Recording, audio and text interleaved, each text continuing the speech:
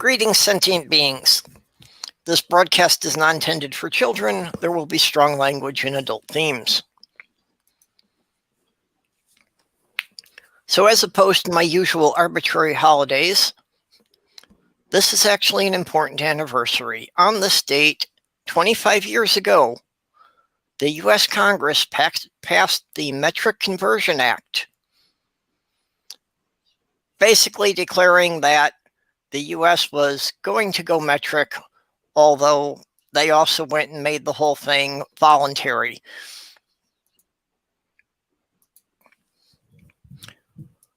This was before Congress took it up, was originally passed as an executive order by Gerald Ford, which should be an indication to people how much presidential executive orders actually matter.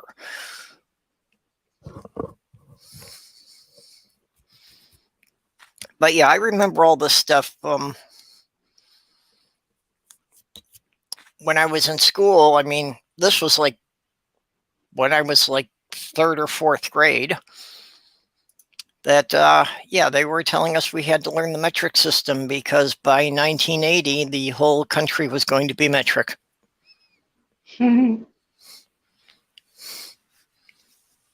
I even had teachers that said, I really wish I could teach you metric instead, but this is the curriculum, so sorry, kids, here we go.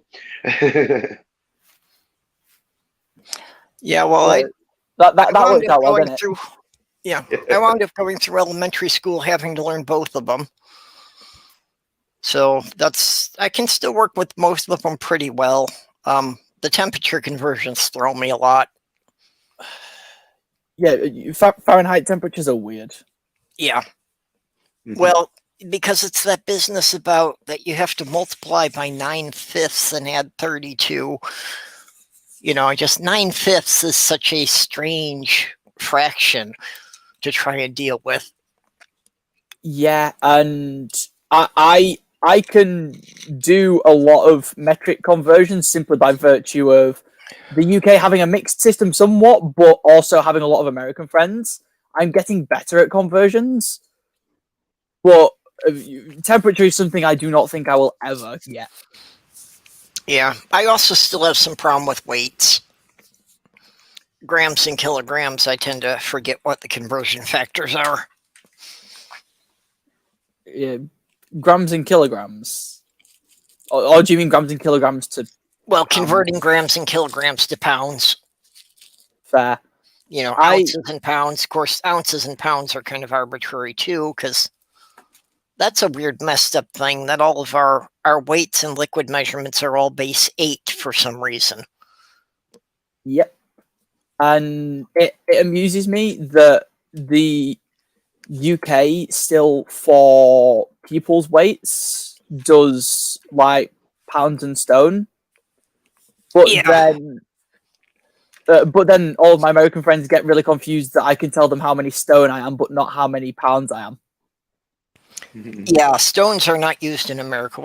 What's a stone? 14 pounds? Something like that. I'd have to double check. Well, and like some of the stuff that we call the same isn't the same. Like a gallon in Canada is not the same number of ounces as a gallon in the US. Yeah. So, yeah, 1 stone is 14 pounds. Yeah, I mean, last time I checked my weight, I was around about 10 stone, which is just over 60 kilograms.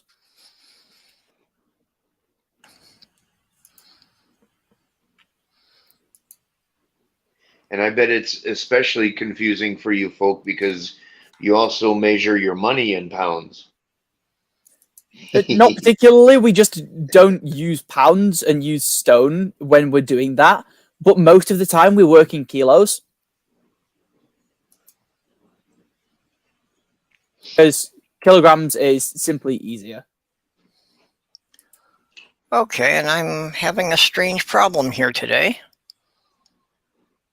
that for some reason the YouTube chat is not showing up on StreamYard, so I'm not able to highlight messages from the side chat today.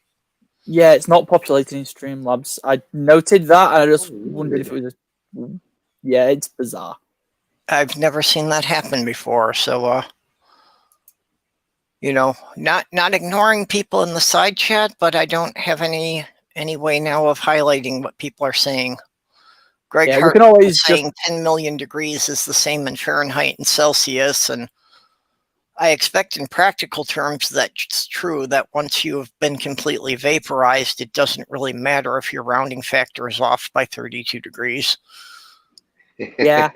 Yeah, you get to a certain point where it's like, it doesn't matter.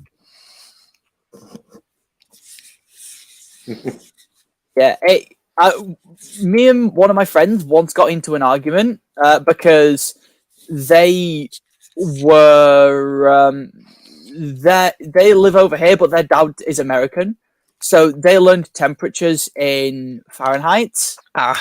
And so when we were all saying, "Gods, it's warm, it's 30 degrees," they started going off at us about how that's not hot, and at home her dad was used to 110 degrees. Yeah, that throws me a lot too, especially dealing with the Australians because their seasons are reversed.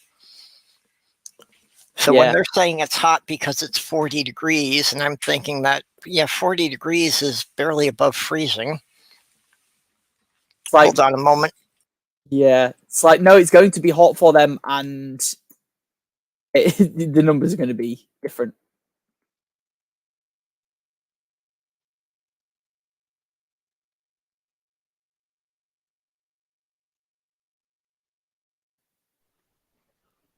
Humans okay? Are humans okay? It went silent all of a sudden. I don't know. Are you still there, Perp? He did say 1 second, so maybe he's got to go do a thing? I suppose so. Yeah. Sloth Girl just came in to take my car keys. No worries. So yeah, she's trying to erase the weather here because we've got a warning out that we're supposed to be getting hit with a blizzard today. Imagine having snow. Yeah, we don't get snow until like February, quite often. Well, we had some, but it melted, which is the strange part, because for Minnesota, we're used to basically, we should have complete ground cover by the middle of November, and we shouldn't see the ground again until sometime in April. Well, the same here we get some snow, but it doesn't stick. In December, we have a very wet January. February, typically we get a bit of snow. March, if it's going to snow, it snows in March.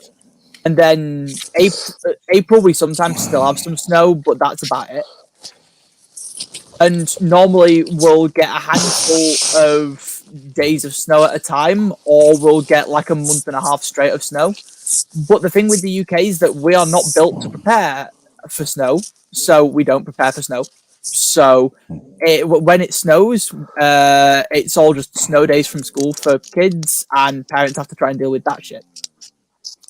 Oh, like the southern states of America. Yeah. My sister was down in Texas for basic training, and they got 3 inches, so they closed the interstates. And she was just laughing her ass off at these people. My high school didn't want to close until there was at least 6 inches of snow, but I always had to leave after there was 1 inch of snow because buses stopped running to the little village I live in at that point.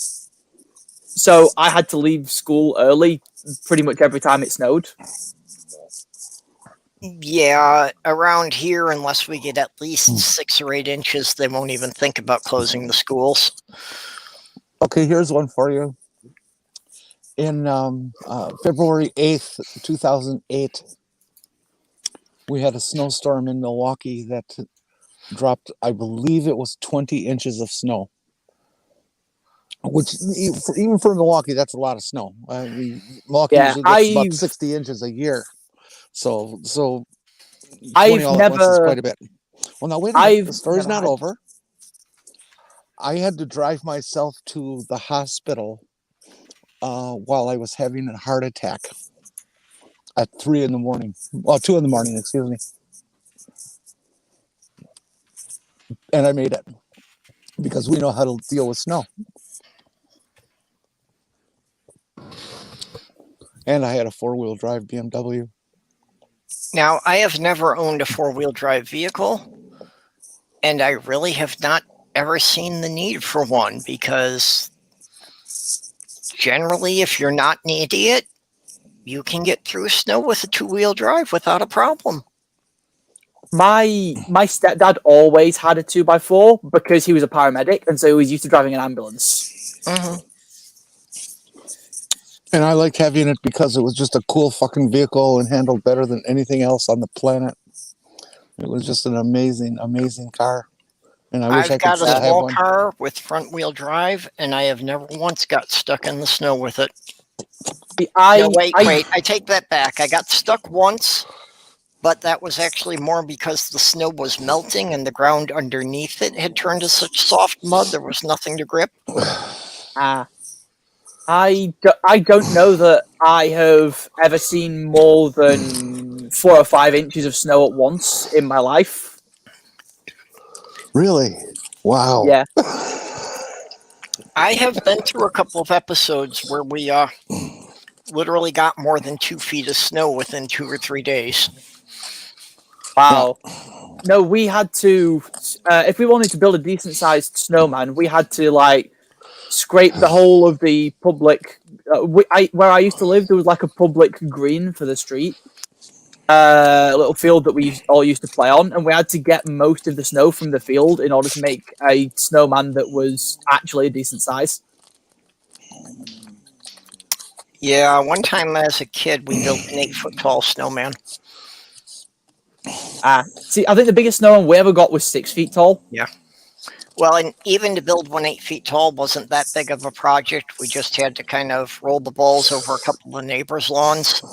So it's like we collected it from Wait three a minute. suburban lawns, and that was enough. Wait a minute. Ho. You rolled your balls in the snow? What? Never mind. Yes, we will not mind. Doc, I imagine you've had some pretty fearsome snows where you live too. Oh, yes, indeed. In fact, I was just remembering. Well, and this was way, way back when I was a kid. So we're talking circa 1983, 84, when we opened our front door and there was 6 inches of daylight at the top. The rest was a wall of snow. Mm-hmm. That's always fun. Was such a bad snow drift. Yeah. And I remember, I don't remember how we ever got ourselves shoveled out, but our front walk was like a labyrinth. It was a straight line, but and I was a little kid, so the walls of snow went above my head. So see, I always presumed people were being hyperbolic when they described shit like that. Yep, it really happens. No, it really happens like that around here in the Midwest. It's very common. It used to be more common before climate change. Yeah. Well, winters are definitely different. It's especially when you live on one of the states that borders the Great Lakes, because people don't realize when they talk about lake effect snow, if you've got a big enough lake, lake effect snow can account for a foot. Go sometime, Sam. Go look up the snow statistics for Buffalo, New York. Oh dear. It will blow you away. See, the thing is, we used to get white Christmases as well. The last white Christmas I remember where the snow stuck. I must have been 5. Which, granted, relatively speaking, isn't that long ago, but still. It's like 13 years. You're so cute. Gods, I was 541 years ago. I was never 5. Fuck you all. Yeah, when I was 5 is about where my memories of my childhood end. After that, I've got about a 10-year block out. My earliest memory is probably my 3rd birthday. I don't remember much of it. I just remember the card my cousin gave me. I don't know why.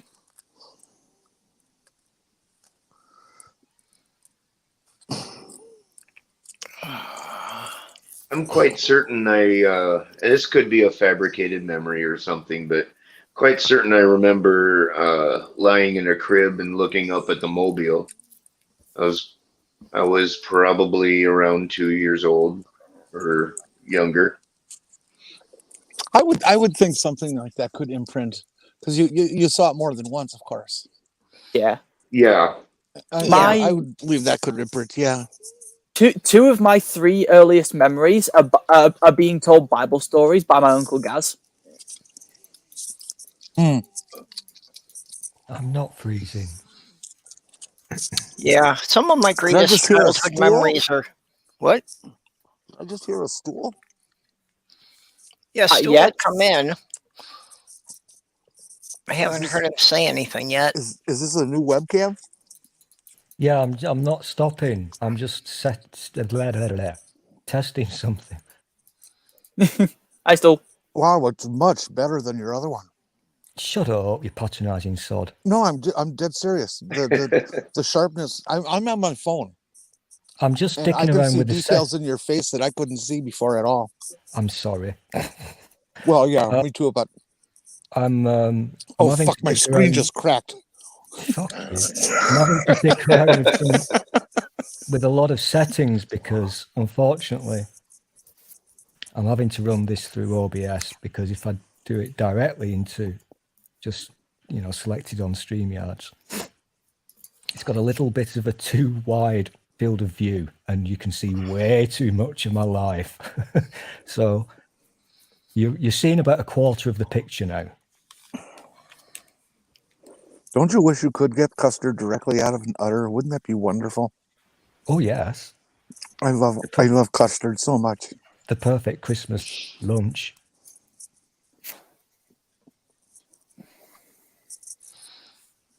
It seems to be working not too badly. Yeah, you do So- look a little older with this cam. Okay, I was editing the description, but trying to catch up with the side chat here. Who have we got besides? We've got Greg Hartwick and Nerdy Rodent, Microraptor. Julie LaVoice. Yeah, I saw Julie come in. So, as I said, people, I'm sorry, but for some reason StreamYard is not picking up the side chat, so I can't highlight any of your comments today.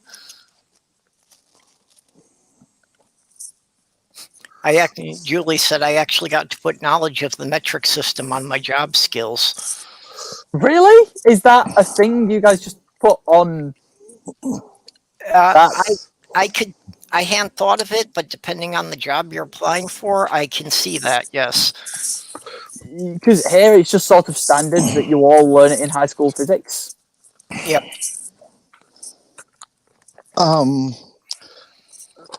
Where people in America are taught it, very few learn it.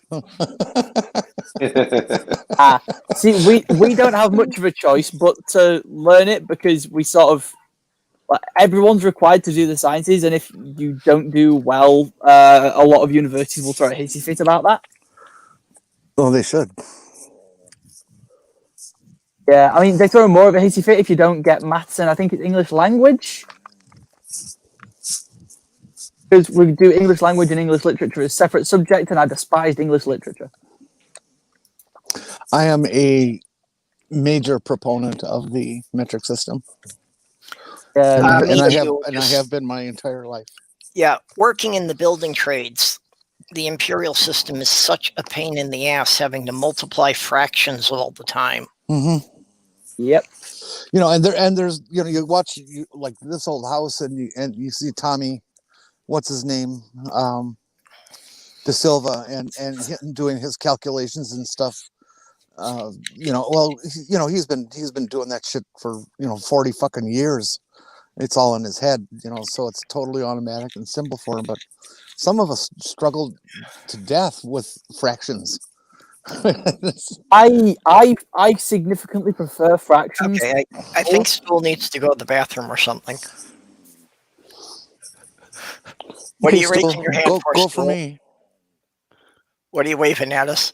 Just ignore me. Carry on talking Oh, about you. okay. Okay, I thought you were like trying to raise your hand to get in the conversation. Carry on talking about your silly imperial measurements. I'm doing Oh, science Stool, here. Nerdy wants to know if your ladder's okay. My ladder's fine, but the thing is, honestly, I can't. Oh, gosh. Is that how you get up to your desk? Shut up. That was a good one. I look like I'm wearing lipstick. Oh, dear. Yeah, you are. I mean, you do. Little rosy cheeks. Mm-hmm. I'm still messing with the settings, and I've applied a lot to this, and I need to fiddle some more before the big day. And we still love you even though you have revealed yourself as a cross-dressing elf. It's all right. I'm actually using my hat as a test, you see. I'm trying to get the colours correct. But yeah, my ladders are absolutely fine. And unfortunately... Ladders? You have more than one? Oh, a pair of ladders. Yeah, you've only shown us the one. Oh, he's there. He really is there. But unfortunately, honestly, it's so difficult to find a cheap as fuck webcam that is not going to be shit and that doesn't have a ridiculously wide field of view. And that's why I've spent like 3 days trawling through all the cheap shit on Amazon. So what did you finally get?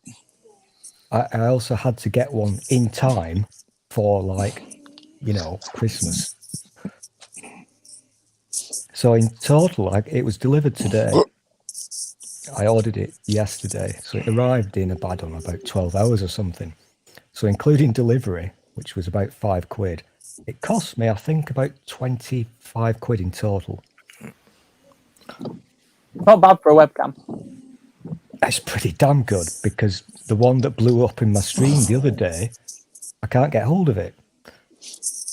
Amazon, you can't get webcams very easily at the moment. And on Amazon, they've doubled the price of it. So I've got no idea what the conversion rate for a quid is to actual money. So a quid is a pound, which is about $1.30 at the moment. A quid is English for buck. Yeah, well, see, I know about pounds. I just don't deal with quid. Yes, quid and pound is the same thing. It's a shortening of quid pro quo, meaning money, because one unit of money is a pound.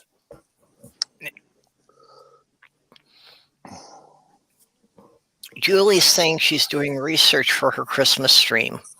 Are we going to let that happen? Are we going to let somebody go on there who's actually prepared before they start their program? Julie, what the fuck do you think you're doing? This is not a toilet request. This is a request to speak. Oh, hi, Ox. Go ahead. Yes, well, what? Do we have to whilst listen? I was waiting for my delivery today, because I didn't sleep last night, obviously, I never do. So I had to stay awake for a long time waiting for Mr. Amazon. Thankfully, he arrived about 5 hours early, which is good. So I was finishing now, because I knew my webcam was on its way, even though I was hesitant that it might be total crap. I got back to recreating all the stuff that I accidentally deleted before, so that my stream will be the sexiest and I'll win a prize. I want a prize.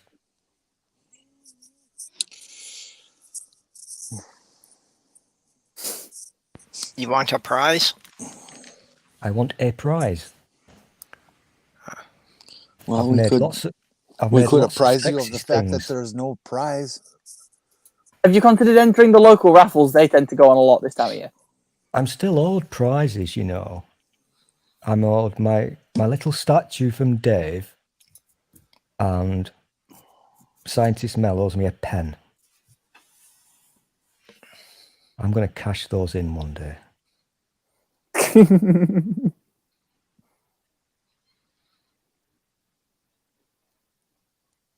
Yeah, nobody sent me any prizes. I've been sending stuff off to everyone else. Oh, well. Yeah, this is not good. I'm getting nothing, so. Yeah. I'm hoping the storm doesn't roll in too early here. It's starting to drizzle here. Yeah. Well, it's just been kind of overcast. It never really got very bright here, but Yeah, this entire astronomical event that's been going on with Saturn and Jupiter so close together, it's been cloudy every fucking day. yeah. Well, I don't mind cloudy. I don't deal well with direct sunlight. Well, it's hard to see stars and planets when it's cloudy. Oh, yeah. I suppose Yeah. you're trying to Even do bother that. looking. Oh gods. But I yeah, didn't bother looking. There's no point Yeah. in this country. well, I'm just hoping that the storm holds off long enough that after this broadcast, I can still run to the supermarket. Why Oh, is is it- Julie Because I laughing at think me? if the storm's going to be what they're predicting, I might have to hunker down for 2 or 3 days while they clean it up. I'm getting paranoid now. Why is Julie laughing at me? Is it because of my lipstick? Well, the rouge, you're pretty heavy on rouge too. I am looking a bit clown-like. You're actually That's- looking quite red. It's a good I'm going to descriptor. have to deal with that fucker. Oh, I don't know if it's the light gods. from your camera or what, but you're you're actually looking like your face is sunburned or something. Your secret is Yeah. coming out that you are actually A clown. beginning to morph into your true personality for this weekend, which is Santa Claus. Oh. I And see. tonight, sometime later tonight, your beard will start going white, It already and your has. clothes will start turning red, and you'll start to have sexual feelings towards reindeer or elves, one of the two, maybe both. Your hat has already started turning red. Mm-hmm. I'm going to have to do some serious fiddling on this. Yeah. Of course, it would be immediately when we've started a stream that one of my humans messages me to show me that they've got a new tattoo, and then someone starts a debate about a specific type of magic in a server I'm in. Gods, why is it all happening at once? This is frustrating. Did you say one of your humans? Yes, one of my humans. How many humans do you have? Depending on if you mean friends or partners. Either I thought you were two or a referring. fair I amount. thought you were referring to pets. Oh, in which case I still have two. And Well, what do when you you say feed one them? of my humans, I assume it's a cat that I'm talking to.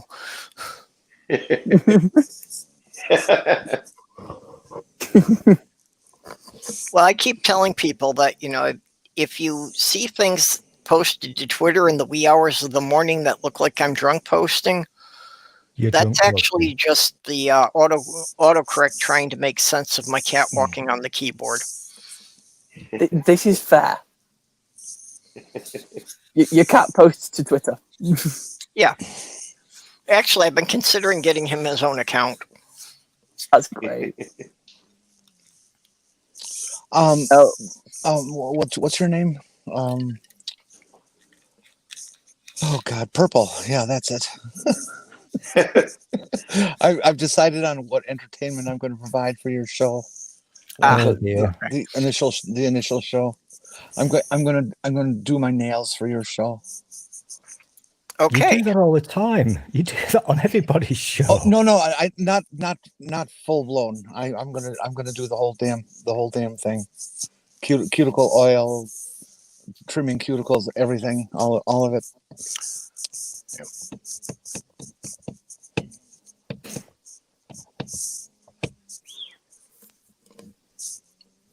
That reminds me, I have some bad news. I have Thursday and Friday off. Oh So I no, have the no horror. I know. I have no excuse then to join the stream. I will be around for some of the streams probably, but we'll see. Or Yeah, to not I'm join the stream, I actually mean. around for most of them. Oh, As Sammy, I'm going to run 36 hours at some point, I should probably take a nap. Sammy, go to your app store and download. Oh, what's it fucking called? I just got it today. Just I gotta go look.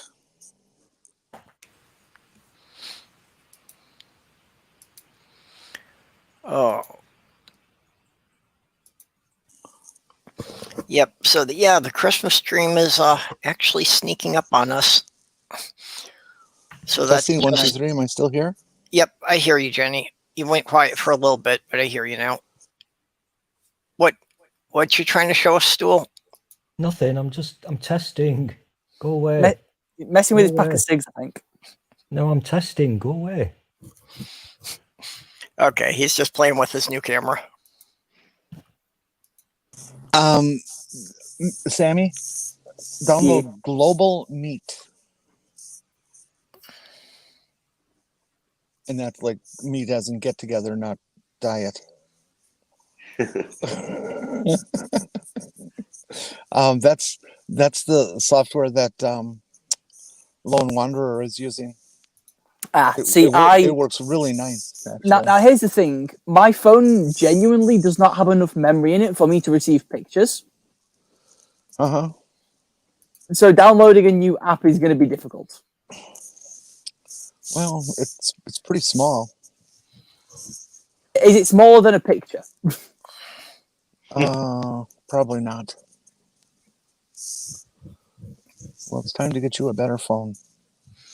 Yeah, eventually when I start being paid. God, you're demanding. I mean that's the thing with starting a business is that until you get going, there's not really an awful lot of money coming in. Oh, you're starting your own business? What is it? It is software for kind of landlords and business owners. And if I'm completely honest, it just sort of does a lot of the job of like letting agencies and stuff. Okay, so it's software to help the landlord oppress the renter. But it's software to make it so that it's easier for the landlord to do their shit.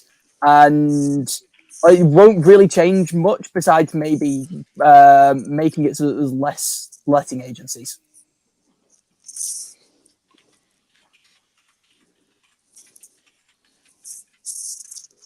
Of that, and actually it does provide an option for potential tenants to vet landlords. That would be a good thing for tenants to rate landlords.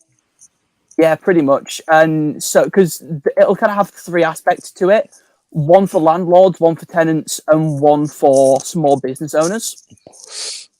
Yeah. And the tenant one will allow tenants to leave ratings for landlords who use the app. Which actually, some landlords were the ones who I think suggested it in the first place. Being able to rate the landlords. So yeah, that'll be a whole thing. So Hey, Hey. Hello. How's it going? Okay, here it looks like your heater's out.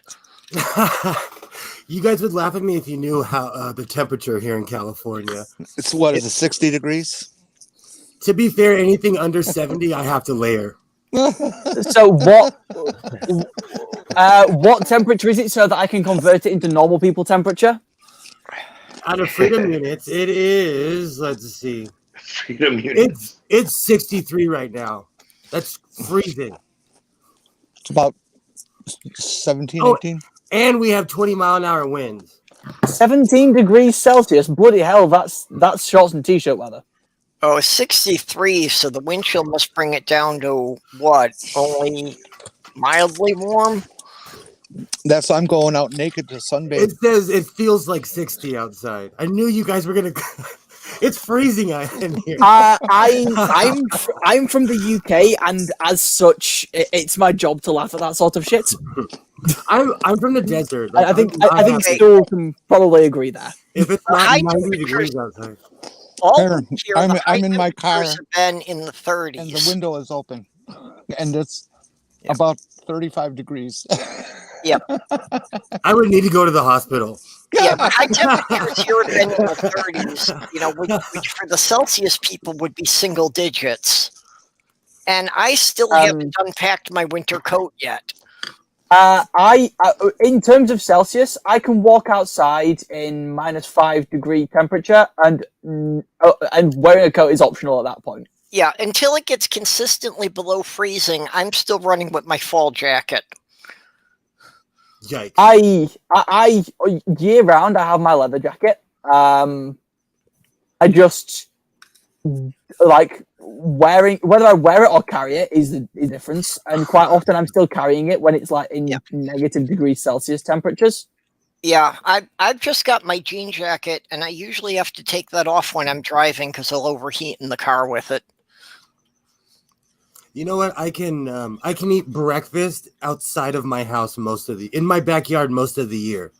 So in November I can eat outside and drink my coffee in my backyard. Yep. I can in theory do those things. I might like lose it to the birds most of the year. I feed the birds in my neighborhood.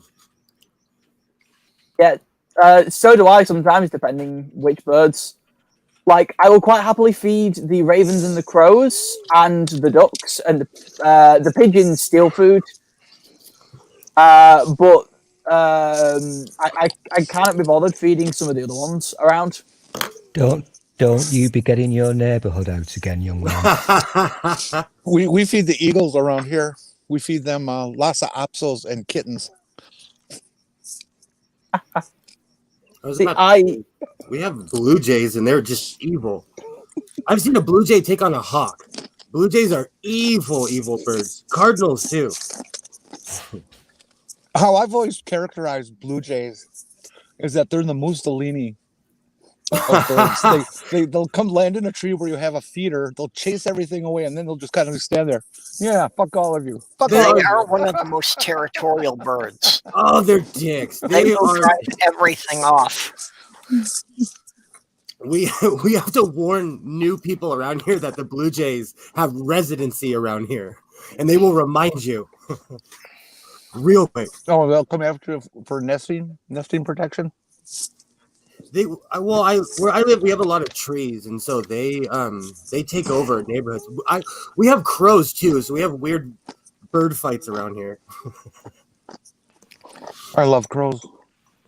Yeah, where I was living in Minneapolis, there was a block where everybody had to cross the street because the Blue Jays had declared the entire sidewalk their territory and weren't going to let anyone be there. Oh, they don't They joke were around. literally attacking anybody who walked down the sidewalk on that block. I've seen a blue jay take on a hawk, and the blue jay won. And and hawks do not lose around here. I saw a news report the other day. I think it was Australia. Some company is really upset because the eagles have been taking out their drones. That's awesome. Is what that is. That does not surprise me in the slightest. Oh, me neither. Never again is saying a murder of crows will take out a hawk, but Blue Jays will do it single-handedly because they don't flock together. They're too territorial to tolerate each other. No, you will not have two male Blue Jays, within a quarter mile of each other. They won't deal with it. I totally believe that.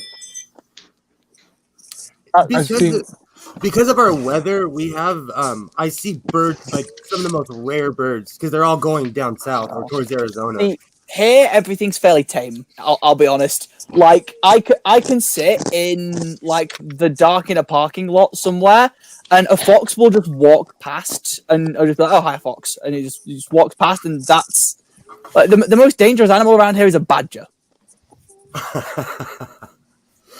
Well, and you're talking European badgers; those don't even count. Yeah, those are A almost like European badger kittens. compared to an American badger is nothing. And an American badger compared to a honey badger is nothing.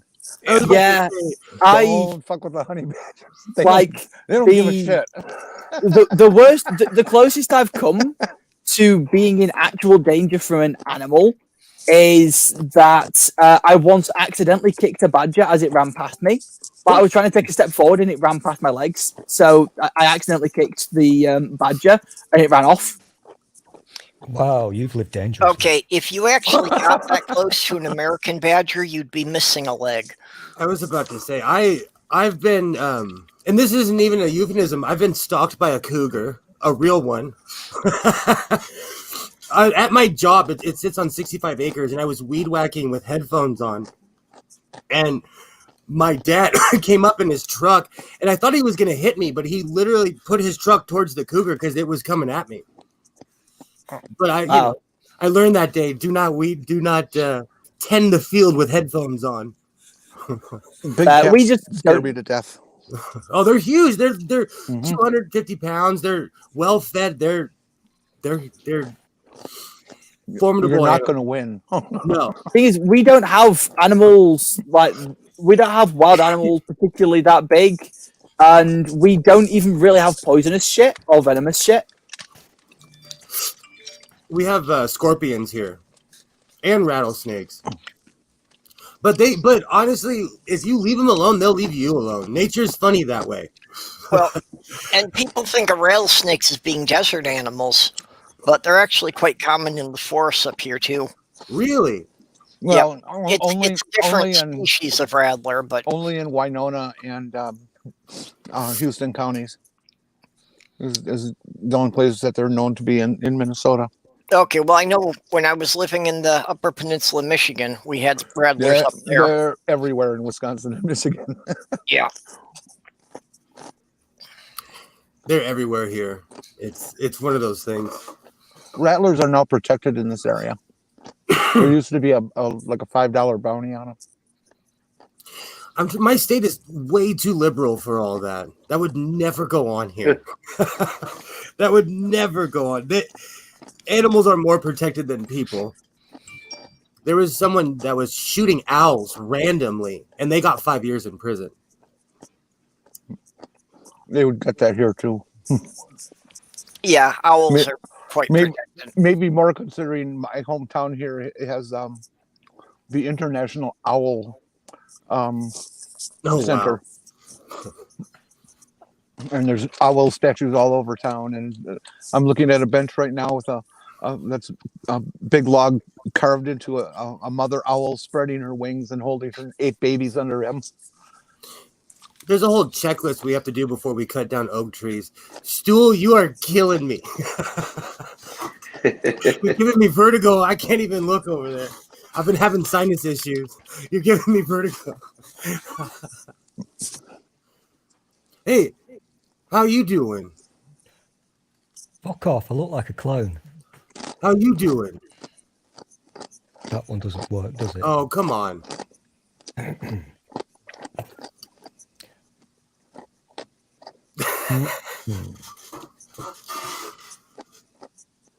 I would think that your camera has some way to adjust tint. Take it a little down a little toward the green, and that'll cut down on the redness of everything. Yeah, like I'm going to listen to you. Stool, you already messed up. Do we need to go to a commercial break? You already messed it up. I put my Because hat on with the big ball and everything. Because I used to balance color imagery for a living. So take that. Used to balance color imagery. Mm-hmm. What job was that? In photography labs Okay. and in video production. Well, here's the thing. Have you seen my big boy, Jen? No, I've never even seen your pants. I have been known to show people my big boy. I'm not going to get it out now because it's fucking massive and heavy. So I do actually understand what I'm doing, but I can't be asked to get all the color charts out and all that shit.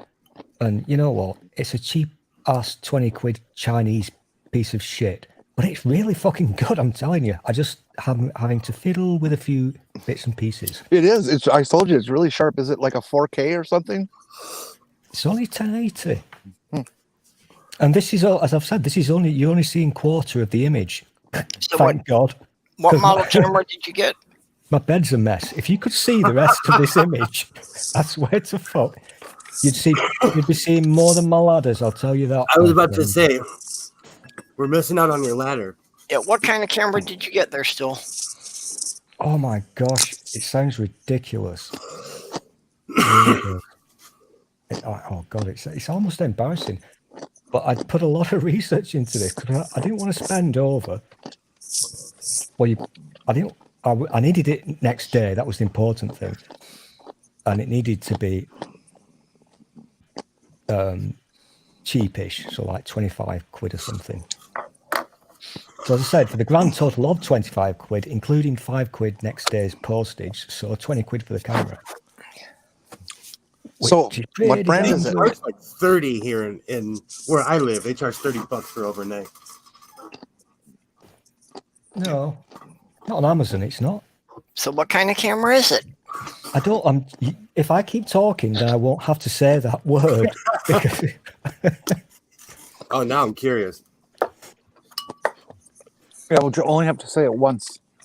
I can't. I don't even want to say it once. It's so silly. Okay, hold the box up to the camera and we can read it. The box doesn't have anything written on it. Did it just say camera? Yeah. The box says, "Whoop, shit! Oh my gosh! Oh, you dick!" Boy, it That's says a lot. impressive to have that on a box. Oh my Well, god! in addition to my usual webcam, I now also have. Wait, Well, let there me you go. highlight the stool so we can see that. HD webcam. Okay, that tells us nothing. That reminds me of the old cans of beer that just used to say beer on it. Yeah. That reminds me of the old generic beer. Oh, I miss the 80s. I miss the 80s. I will tell you something now. I'm not shitting you because I was tooting about this. I genuinely did put like about 48 hours almost non-stop into hunting something down that would do what I wanted for 20 quid. And it's really difficult because obviously if you're buying Chinese crap, you're going to get Chinese crap. Hey, But- don't flout China too much. Every I'm other not- thing in this room is from China. I No, turn no, my no. foot over Yeah, sometimes. let him finish. Let him finish. I'm not saying that China is crap, but obviously you get what you pay for, don't you? And some of the, because cheapo cameras have really shitty lenses, and I will keep babbling on about this, because they have really shitty lenses, then you've got that awful field of view, and they'll sell that as a plus point, really wide. Oh, you can fit all your friends in, but it's a fucking it's the worst thing you could ever want because all your walls are curved. It's really fisheye. It's shit. And so I spent a long time trying to find one that did not do that had a narrow field of view. I think this one is about 90, which is still too big for me. 68 is the perfect one. But you can't get those in a cheap camera. There you go. I've just bored your knickers off. Yeah, 90 is not so bad. Well, in addition to my regular webcam, for when I get my new computer set up, I got a new camera for doing some stop motion animation and basically for taking pictures of small stuff. So instead of an autofocus, it's got a manual focusing lens. Yeah, avoid manual focus. Avoid autofocus as well, obviously, because that's Yeah. crap. Well, trying to That's take stupid. pictures of small things like Lego, the autofocus doesn't work well because it keeps mine to focus on the background instead of on the object in the foreground. The only bad things about this so far, and bear in mind, I've only been playing with it now for about 2 hours. This is the first time I've tested it with people. The only two slight niggles, and they're so trivial, they're not important. Firstly, there's no light on it, so I can't see when it's on. Whatever, I can sort that out. You can have a little app. So if you accidentally catch me wanking, give me a shout. I'll give you a big shout. I know you fucking will. Dirty pervert. No, there isn't a second thing actually. That's pretty much it. Oh, and the field of view. Damn it. There's no way I can just jump straight into StreamYards without you seeing absolutely everything. Yeah, there isn't any way that you can limit the field of view on it, huh? No. Well, you were saying you're using OBS to do that. Yeah, well, I mean, that's just one. Sometimes you just want to jump into a stream without faffing around with OBS running. Right. Well, and that's now I'm forgetting the name of the program. Damn it.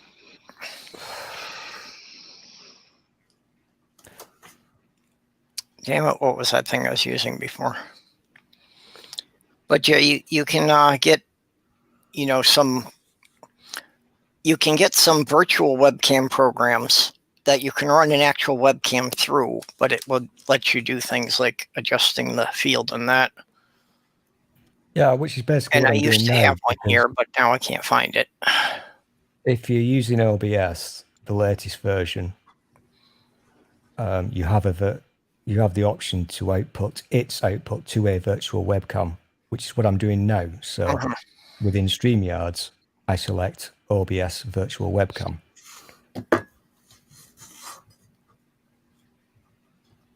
Which is pretty kind of okay, but I've just realized, whilst I'm experimenting at your expense, I just tried to run one of my, when I iconed myself, I tried running one of my scenes in OBS, my Christmas scenes, and you all just died. That's why I got booted out. Okay. That's what that was. Apparently my computer does not like snow. There you go. Totally. This webcam's going to blow up, isn't it? I just know it is. Depends on what part of China it's from. Yeah, and also if you put it in a microwave. 'Cause I've got a friend who did that at one point. Like, oh god. Okay, so basically they got told by one of our friends who think they're funny that if you drop your camera or your webcam in some water, you can clean it by putting said device in the microwave. Oh yeah. I always this person tried it and it didn't go well. No. But when you're desperate, you will try anything. I mean, we've all done the iPhone thing and the rice thing. But I remember I used to have an iPod when, one of the old ones, when they first had a color display that you could watch movies on. It cost a fortune, and I loved that thing so much. But it developed it's an Apple product, so it developed a very common fault, which was it wouldn't boot up. It would just go in an infinite loop and would never boot up. I mean, this is a long time ago, and I spent a very long time, as you do, Googling how to fix the fucking thing. And I ended up actually following some of the advice. And some of it was, pick it up, throw the fucker against the wall as hard as you can, stick it in the freezer for 48 hours. But when you're desperate, you'll try anything.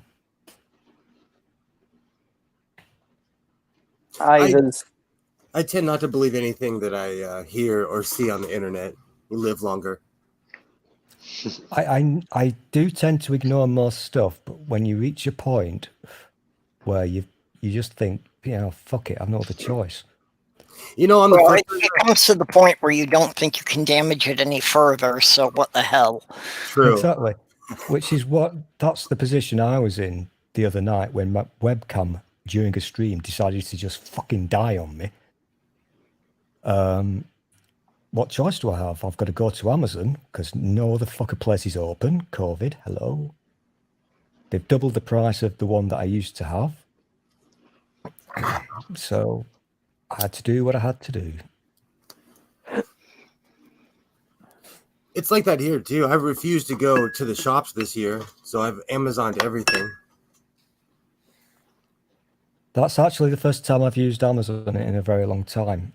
Oh, bit of jerkiness though. Yeah, I still have a problem with ordering things online. I like to see the physical item, mostly because too many times I've tried to order something online and winds up something's not right about it, and the returns are a pain in the ass. That is true. The only thing that I won't buy are shoes because I wear a lot of boots, so I actually have to go in somewhere to try the boots on. I very rarely order things online. The things I'll order online are basically hair dye and sex toys. Yeah, I don't think I could ever order, clothing or anything that actually requires a size or fit to it. I do much prefer ordering things online. Not that I do it very often these days, but it is very difficult, as I've just referenced with my trip into trying to find a cheap webcam. It's very, very difficult because you've no idea what you're getting. Literally no fucking idea. Yeah. True. I mean, you're probably safe with like a Tesco shop or some shit, but Yeah. Well, and for clothing, manufacturers aren't consistent about sizes. I was just about to say it depends on what brand you're wearing on what size that is. Yeah. Like I don't know about anywhere else, but in America, Nike has a completely different sizing. Their sizes are different than Adidas. Than each brand is completely different. Yeah, well, I find that with jeans that, Wranglers, Levi's, Old Mill, what they call a 32-inch waist is not the same between those three companies. I actually wear those because they started, at least here on the West Coast, it's hard to find regular cut jeans, so everything are girl jeans. And I have a body that was not made for girl jeans. I'm setting off the wrong message. So... Well, girl jeans fit me better, but they never have decent pockets. Exactly. yeah. Oh, my best mate is they're kind of femme leaning, and so their clothes very rarely have pockets. But I gave them effectively like a dressing gown type thing. It's somewhere between a dressing gown and a blanket for Christmas, and it has a pocket big enough to fit their laptop in it, and they got so excited. Well, I mean, it's why women are forced to carry a purse. Because in women's jeans, there isn't a place to put a wallet, period. Pockets are amazing. Even when I wear even if you have pockets in your jeans, you're not going to carry your lipstick. You don't want it to be up against your body and overheat and start to melt. You're not going to carry your compact because it'll get all sweaty and ruin the powder. Well, that's a separate issue, but I'm saying, yeah. Yeah, even when I wear like mask jeans, because I kind of swap between the two. Even then, I end up carrying around a bag because it's like, well, I want to make sure I've actually got my inhaler with me, and pockets are awkward with inhalers, and then I need to make sure I've got my phone and portable charger and whatever. I actually have that same problem because my inhaler sends the wrong message when it's in my pocket. Sloth Girl actually crocheted a thing to wear an inhaler around her neck. Nice. That's not a bad idea. I never send the wrong message with that because that's rarely a message that gets sent. And if I'm trying to send that message, quite often my best friend will simply walk up to the person, and this has genuinely happened, where my best friend has walked up to the person I'm crushing on and literally just straight up told them my dick size. Because my best mate is also my ex. That must be a short conversation. Okay. And I'm only ever interested in my friends, demisexual, so it's never as awkward as that probably initially sounds, but it's still pretty awkward. I'm awkward in general, so Well, it everything is would be awkward if somebody's advertising it to someone you don't really know yet. If someone Well- walked up to me and told me their size, I'd be like, good for you. Thanks for the information. Yeah, I mean, I think last time it happened, it was someone who was considering dating me. And they were having a discussion about it with my best friend, and they just went ahead and just announced louder than they intended, so that another one of my friends who I was crushing on at the time, who was nearby, also heard. It was like, thanks, I guess, but now that's awkward. Hey, my first couple of years in high school, I didn't have to go looking for dates anymore because my first serious girlfriend would keep setting me up with people after we broke up. It's But great when you have I've never looked for a relationship. They always just sort of happen. That's because you're Like cute. my first partner tried to ask me 4 times before I got the message.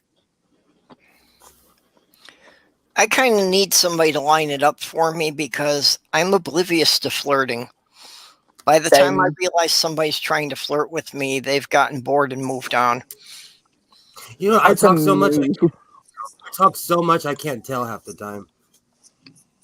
I really struggle, possibly because of my autism, but I really struggle to tell when someone's flirting with me. But with It's me, like- it's definitely the autism because I don't read facial expressions or body language. It's really funny though, because I'm great at recognizing when my friends are being flirted with, but if the same thing happened to me, there would be no recognition of it. Yeah, I don't get it. People have to be just really overtly honest, overtly obvious, for me to catch on to any signals at all. Well, if they grab my crotch, I know that they're serious. In I'm multiple, You did that around here. You go to jail for a long time. yeah, I don't know where you that's live. You can't get away with doing that around here. You put on a list if you walk around grabbing people's crotches. Well, I grew up in the 50s and 60s. It was different then. We have laws now. Oh, you're not have that much laws older than I am.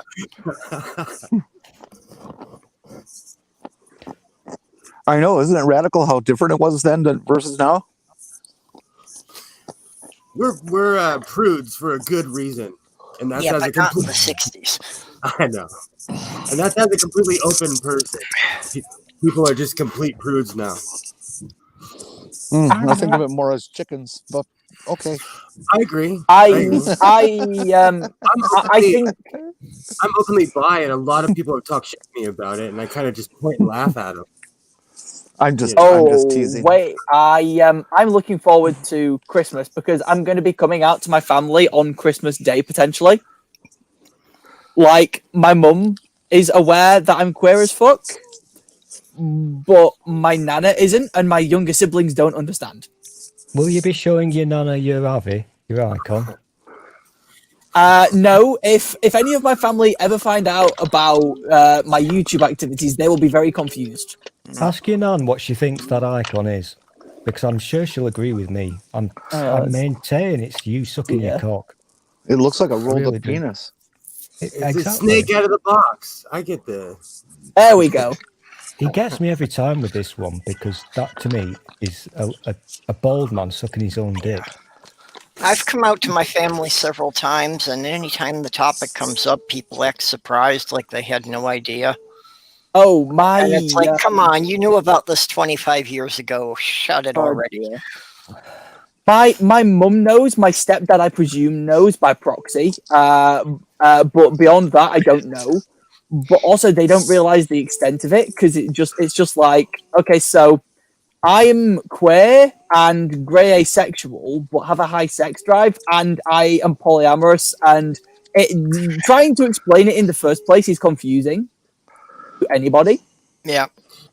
Because Sorry. when I said I was grey asexual, my mum straight up didn't believe me because she once caught me watching porn. Yeah. And it's like, well, first of all, actually, I was watching that to get ideas for a partner. And second of all, that's not what asexuality is. Especially not grey asexuality. I recently had an ex-girlfriend from 20 years ago send me a message that she didn't approve of my life choices, and I kind of laughed. What? Yeah. Because where I'm from used to be a small town, so I told one person my handle, and everybody I know is asking me questions now. And I don't care less, you know.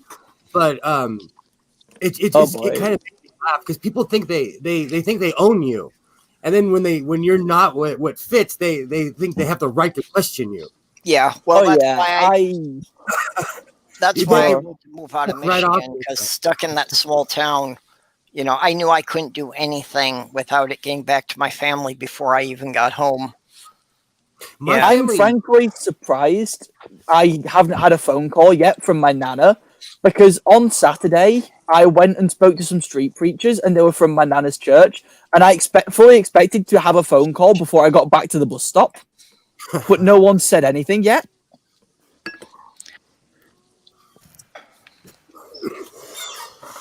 And I mean, given that not only am I queer, but I'm trans and pagan, they're not going to like that. People are more offended at my atheism than they are my sexuality around here. People just straight up don't believe me when I tell them I'm pagan, and so they just treat me like an atheist, and so none of their arguments work. It's great. I deal with a lot of people. My family is much older than I am, so they don't even know the arguments. So they just brush me off. I move on with my life. It's kind of better. See, the person that I was talking to from my nana's church fancies himself an apologist. Ugh. And so what does he pull on me? He tries to pull Pascal's wager twice. Yikes.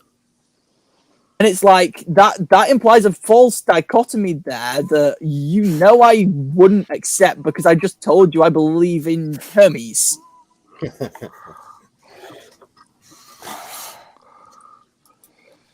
Stool, it looks like his head's about to explode.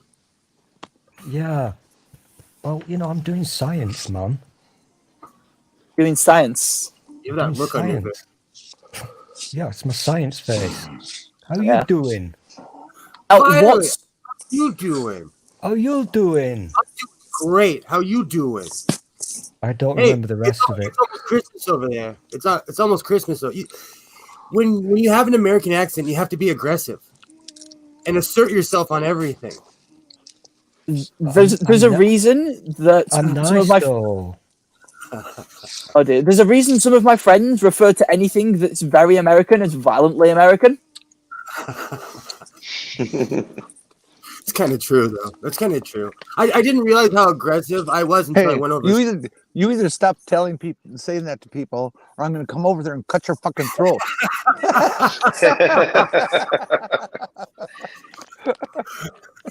Funnily enough, that's exactly what I wrote in my mum's Christmas card. That's what my mom wrote in my Christmas card to me. Okay, I think Jenny's a bit too aggressive to be Minnesotan here. Because we're really just little Canada. We're laid back. I grew up in Milwaukee. Yeah, well, You know, there's the problem. being from California, it depends on where you're from. There's certain places where you cannot show any weakness whatsoever. And then, there's the suburbs where people wear board shorts year round. There's there's rough areas around where I am. What are I mean- board shorts? Surfer shorts. I do. When it's summer, I just wear shorts and tube No, socks. We don't have any surfers around here, so I've never seen those. I surf, my board is literally right it was above my head. He lets his big neighborhood swing about. Oh, his neighborhood swings? Lucky. I'm just lucky. I live in a semi-functioning neighborhood where people get along, and we're all of different races and religions. Oh, hang on a minute. Is your neighborhood only semi-functioning? Yeah, it's only got a semi. Maybe later it might. Right now it's only got a semi. The Minnesota motto is "Yeah, sure, you betcha," which basically translates to "I don't care what you do. If you're not doing it in my yard, I don't give a fuck." Pretty much how it is. Just here. clean up after yourself. It's generally laid back here because I've been to New Jersey, New York, and I've been all the way from Georgia all the way up to Maine, and it's different on the East Coast. People speak to each other differently. There's certain things in California. If you overtly said certain things to somebody, it would be a fist fight. Well, it's kind of weird because people on the opposite coasts of the U.S. seem to have more in common with each other than the people in the center have with either coast. I agree. That's fair. I find it really funny that around here, I just sort of interact with people, but if I go to London, I've previously in London received death glares for saying thank you to the bus driver. Which here you get death glares if you don't say thank you to the bus driver. It happens here. I asked a man at a 7-Eleven where he was from, and I wasn't necessarily asking what country. It was what state, but he got really offended and snapped on me. Yeah. So you never know. I think England has the problem that they got invaded so many times by so many different countries over the centuries that they can't get along with themselves anymore. And then blame the French. The French are always to blame. No, I mean, it was the French. They got hassled by the Germans. There were the Romans, and there were the Normans, and the Scottish. Yeah, it's just about everybody. It's if we've got an open day on the schedule and we're not doing anything, let's go invade England. I'm actually a francophone. I like the French. I like France. Our country owes its independence to the French. That's why there's Lafayette everything in every town. They made us a great deal on the Louisiana Purchase. Yeah. See, hey, everyone. Because Napoleon was desperate for money to fund his overtake of the rest of Europe. Mm-hmm. The snails and stuff like that. Well, that's problematic. But I don't have to eat that stuff. Well, most of that stuff with the French during the colonial days and the Revolution, is just because of Ben Franklin. He was the U.S. ambassador to France, and he just one of the greatest Americans that ever lived. You'll notice how I'm being a very good boy in keeping out of this conversation, because I've had 3 days of the idiot British people. No, French. No, French. No, French. Because Robert's got me. I don't think the Spanish ever invaded England. So I have a question for you. I have a question for you, really quick. What is an electronic border? Let me get my cup. Yeah, nobody knows, and nobody will ever know. Wait, an electronic border? In terms of nations? It's one of the great mysteries of life. It's gonna start a fight. I watch way too much YouTube, is what it is. Okay, I don't know, but if the term came from England, I'm sure it has something to do with corralling the fish. Well, it depends on your definition of fish. It's Is that racist? I would think that an electronic border is some system that is set up to be able to automatically read what's on a given transport, for example, so they can just drive across the border instead of having to have stuff inspected and waste time. But how are you going to inspect milk with an electronic border? I was thinking it probably had more to do with the internet, that it was like trying to check everybody's, check everybody's ISP and see if they were allowed to access certain websites or something. Listen, guys, it's too near to Christmas for me to start on this fucking shit. I'm sorry I asked. I was trying to be funny. Have you seen the Farage garages? Jesus Christ. It's real. It's real. I thought you were joking. 10,000 lorries. 10,000 lorries. Somebody's got to have them. Yeah, it's something. Hey, Santa, how many slaves do you have? It is very something, because I know Riemann will listen to me because he does, unlike you people. But the airfield where they put all these lorries was originally built in World War II, and it's awesome. It's 3 run strips wide, so it's very, very wide. 3 runways wide, if you know what I mean. The reason being, it was for aircraft who were going to have to crash land. Big aircraft, bombers, and they couldn't miss it. Long-range bombers. This is a big, big runway. And if you've seen the pictures of that fucking place... I have. Right? And that's just because of a 48-hour thing, right? Brexit's not even happened yet. That's just a 48-hour thing. 6 months ago, I watched someone go off about this, and it's actually coming into fruition. 6 months ago, they were warning that this was going to happen. We've been warning them for 5 years.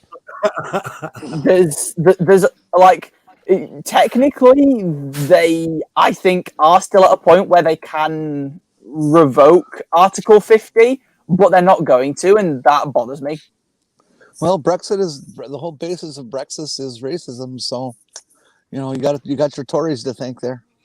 You're gonna crash. It's gonna crash out. It's gonna be sad. There's a wonderful tweet doing the rounds today on UK Twitter. You know how occasionally when somebody digs up an old tweet of somebody's, and they'll say, "Oh, well, that fucking didn't age well." And there's a tweet from Nigel Farage from 2015. Now, he's actually from the place where that airport is. It's called Maston. It's called Maston in Kent. It's where his old party, UKIP, the totally racist party, won their first kind of seats and what have you. In a border too now. Yeah. Fucking and in 2015, he tweeted, "I do not want." This is true. In 2015, he tweeted, "I do not want to see Maston turned into a lorry park." Well, here we are 5 years later. Maston Airfield is now a fucking lorry park full of now got brown people. You know what's funny? You would say that. I saw this thing of this organization of sheiks. They were feeding the lorry drivers. They were like, no one's feeding these people, so they're bringing, plates of food to these people, and they're helping them out because they're just sitting there. They do that quite often because they're very good. I saw that. I think they knocked up. They've done this before. They will literally knock up 1,000 meals like that. I saw that. It's impressive. I respect anybody. Sure. I would go volunteer for something like that. We do it down here all the time. Was the Sun newspaper? You're familiar with that, Riemann, aren't you? The Sun. Very much so. Very much so. Fucking Sun. They sent I know Dick Sucker's familiar with them, but the Americans, it's kind of like the Daily Mail. It's just trash. And what did they do compared to what the Sikhs did? What did the Sun do for a photo opportunity? Of course, they sent them. I think it was 100 mince pies and I don't know 10 something or others. That's So how it's- shit we are in this country. Wow. You're going to learn all about this, Sam, when you're a little bit older. That was Yeah, patronising. I I apologise. I am aware of quite how shit our country is. I think the fact that I heard the statement earlier, well, we're better than America, kind of turning sums into up quite how bad we are. Well, see that No. You're turning into America. That's the thing. So as an American, I'm spotting all the things a mile away. Something bad happens, blame brown people. Something else bad happens, blame immigrants that happen to be brown. well, see, Oh no, yeah, that's Cycle. the big difference here is that in the UK, you're going to be learning about this in school a couple of decades down the line. In the US, they're just going to reform the education criteria to make sure that no one hears about this again. You know Yeah. what? I think you could be wrong on that one, Purple, because these. Should I use the C word? I don't know. Is it Christmas yet? Are you allowed to say the C word at Christmas? I don't know. Yes. it's fine. You're allowed to say anything you need to in this channel. Technically, yeah. It's Christmas somewhere. These cunts that are in charge are busy rewriting history right now, Absolutely. in real time. Yep. As we watch it on live television, they will. It happened yesterday. I think it was yesterday. This thing about the lorries. Yeah. You know what happened this week in the US Capitol? In the capital of our country, they took down the statue of Robert E. Lee. A literal traitor to the country has had his statue in our main government building for the last 150 years, and they thought that was okay. It's about time. Well, I mean, wait, you gotta be a little more specific on that. This in the room of statues, or whatever its name is. Each state is allowed to put up one statue of who they feel is their person. So the federal government may have allowed it, but it was because they had to, because that was the rules. Yeah, so I beg to differ on the whole we'll be learning about it in 20 years thing, because in school we don't really learn about relatively recent history. There was nothing about the 70s or 80s particularly. Oh, bless. He remembers school. Oh. Yeah, you know, that'll be because I left it like a year ago. About the Falkland Islands. They don't talk about the Falkland Islands War. So the latest thing we learned about historical wise in high school was the Second World War. Nothing beyond that at all. Well, occasionally things were mentioned in English, but if no, even in PSHE we didn't learn about politics at all. A couple things that So happened. In our U.S. history class, Sammy, we never got past World War II either. But here's the thing, Sam. I'm kind of a bit older than you. So in my day, we did all levels. And I don't understand all this year 1, year 2 crap. No idea whatsoever. So in grammar school, because I'm posh. In the first 2 years, you all got taught the same generic bland stuff. Yep. In the third year, then you'd chosen what you wanted to study. So did you choose to study history? No, but I read through the history syllabus anyway. And it's still crap.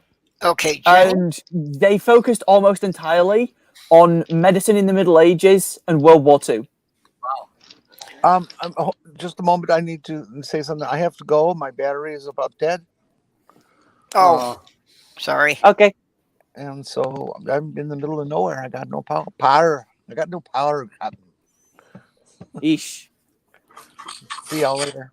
Bye. See you later. Yeah. See you, Jen. Bye-bye.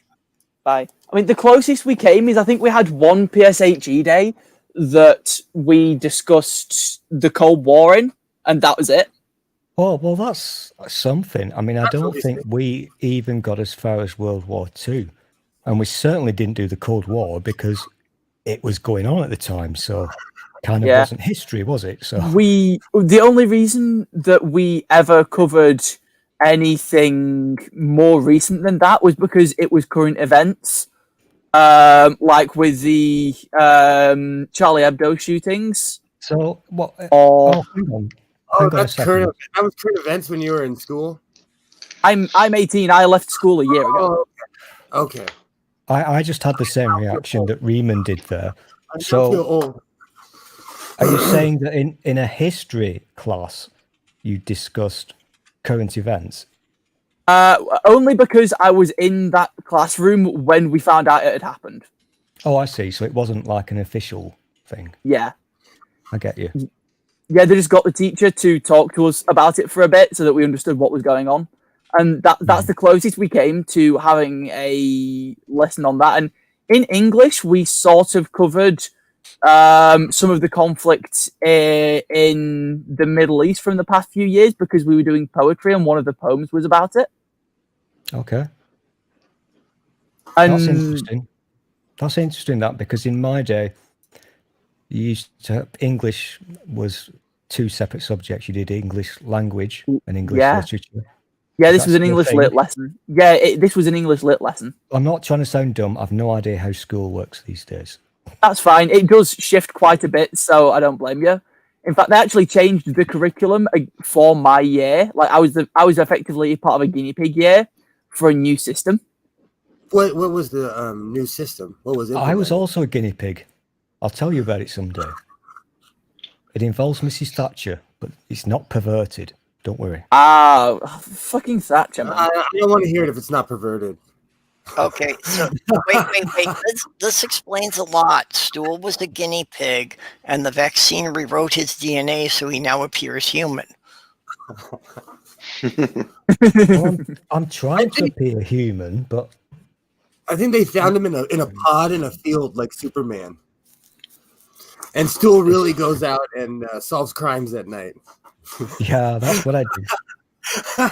Yeah. That's totally my alibi. I solve crimes. I had always assumed you were more on the supply side of crime. No, I've just been given my new alibi. The next time a police officer questions me in the middle of the night, I'll say, I'm just solving crimes. Okay, just a tip for people. If a cop ever comes up on you when you're under a vehicle at 2 o'clock in the morning and asks you what you're doing, cutting the brake lines is never the right answer. I say this from experience. It was my own vehicle.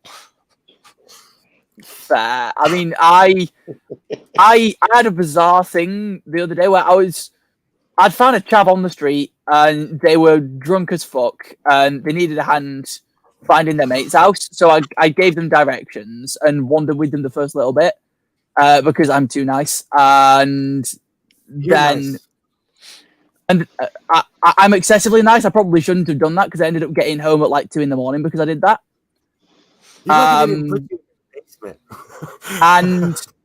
And so I walked them to the end of their mate's street and then just buggered off. And when I was walking back, I realized I still had a joint in my pocket and I walked past 6 different police officers. And a pair of the police officers got in their car as I walked past them. And then as I was walking past the next side road, they drove down the side road. And then as I walked past the next side road, they came up from behind me and drove down that side road too. And then as I was coming up on my street, the next side road, they came out and just drove straight past me. And I was like, well, clearly you weren't tailing me, but if you had been, that would have been a terrible job.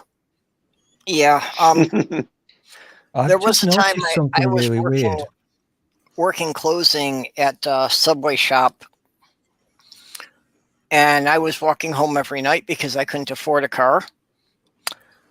And virtually every night I had a police escort, basically because they felt that I did not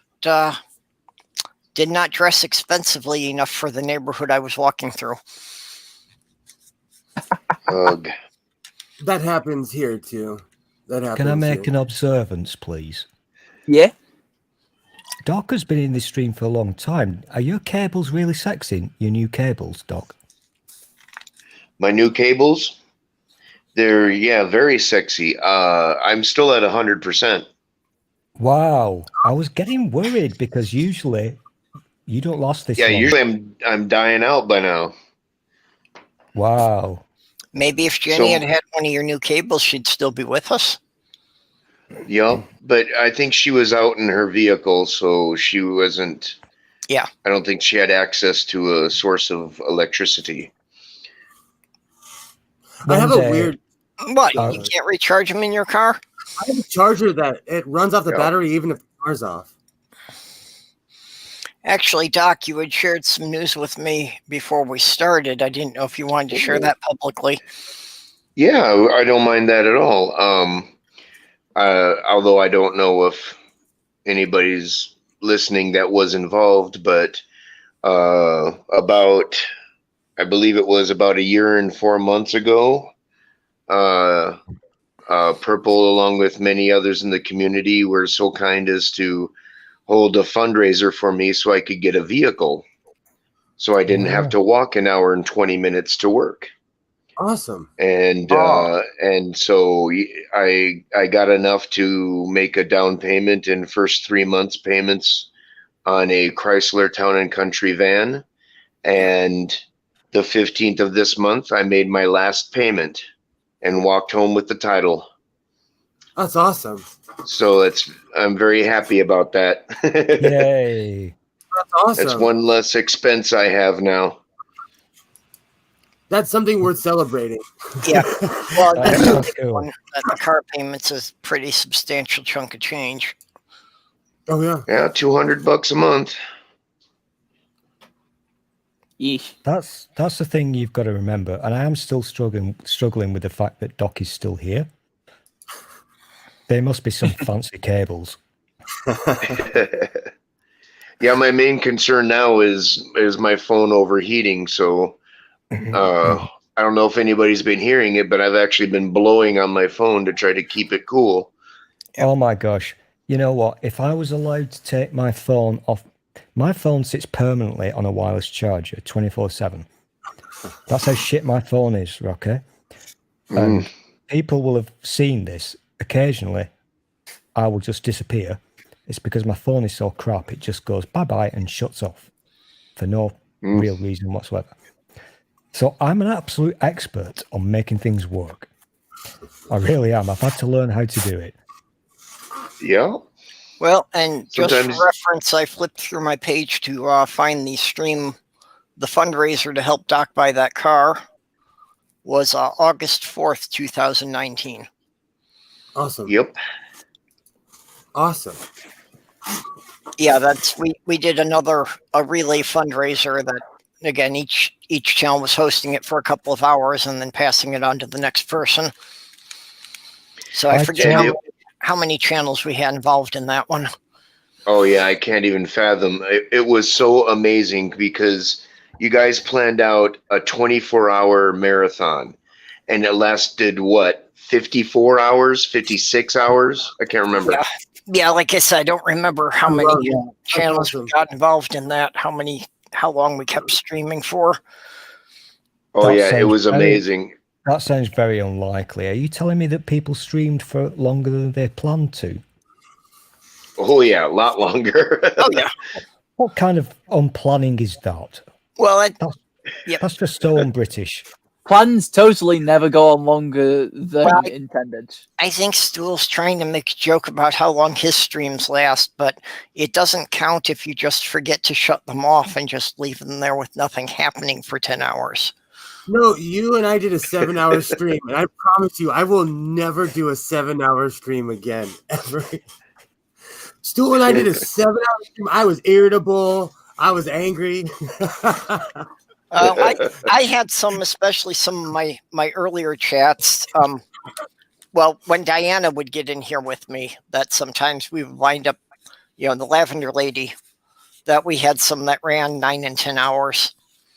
The last think hour was terrible. She did about a stream today, I think, or yesterday, I forget, was about 10 hours long. Yeah, she did one. Mhm. She did one yesterday. I'm not sure how long it ran, but yeah, she's a good one for them just going on forever. Yeah, I don't think I can stream on my channel simply because I will just forget to stop. Like This is I did we this did a is why stream I'm on. slightly worried because, sorry, Sam, sorry. Right. This is why I'm slightly worried about the one thing about this new webcam that I don't like. There's no light. And I really don't want you to see what I do when I'm asleep. You never know. There could be a whole genre of people that that are Yeah. into whatever. Well, I'm not Pornhub verified, so I don't think I'll get many viewers. You'd be surprised what people get off. The other day, me and one of my mates said, let's just stream for half an hour. We were going for just under 4 hours. Mm. That's how it happens. It does happen, and unfortunately, the thing is, I'm really trying to stop saying that phrase. I've got to stop saying it. I'm going to start adopting your catchphrase, Sam. Fair enough. Yeah, Fair the enough. thing is, you can't be taking other people's catchphrases. But I like Sam's, actually. Hey, Riemann, I'm bored with yours now, so I'm going to do Sam's, okay? Go. You're growing. I'm proud of you. You're growing. Thank you. Expanding. This That is wasn't- growth. This is amazing. Totally not patronising whatsoever. It's my accent.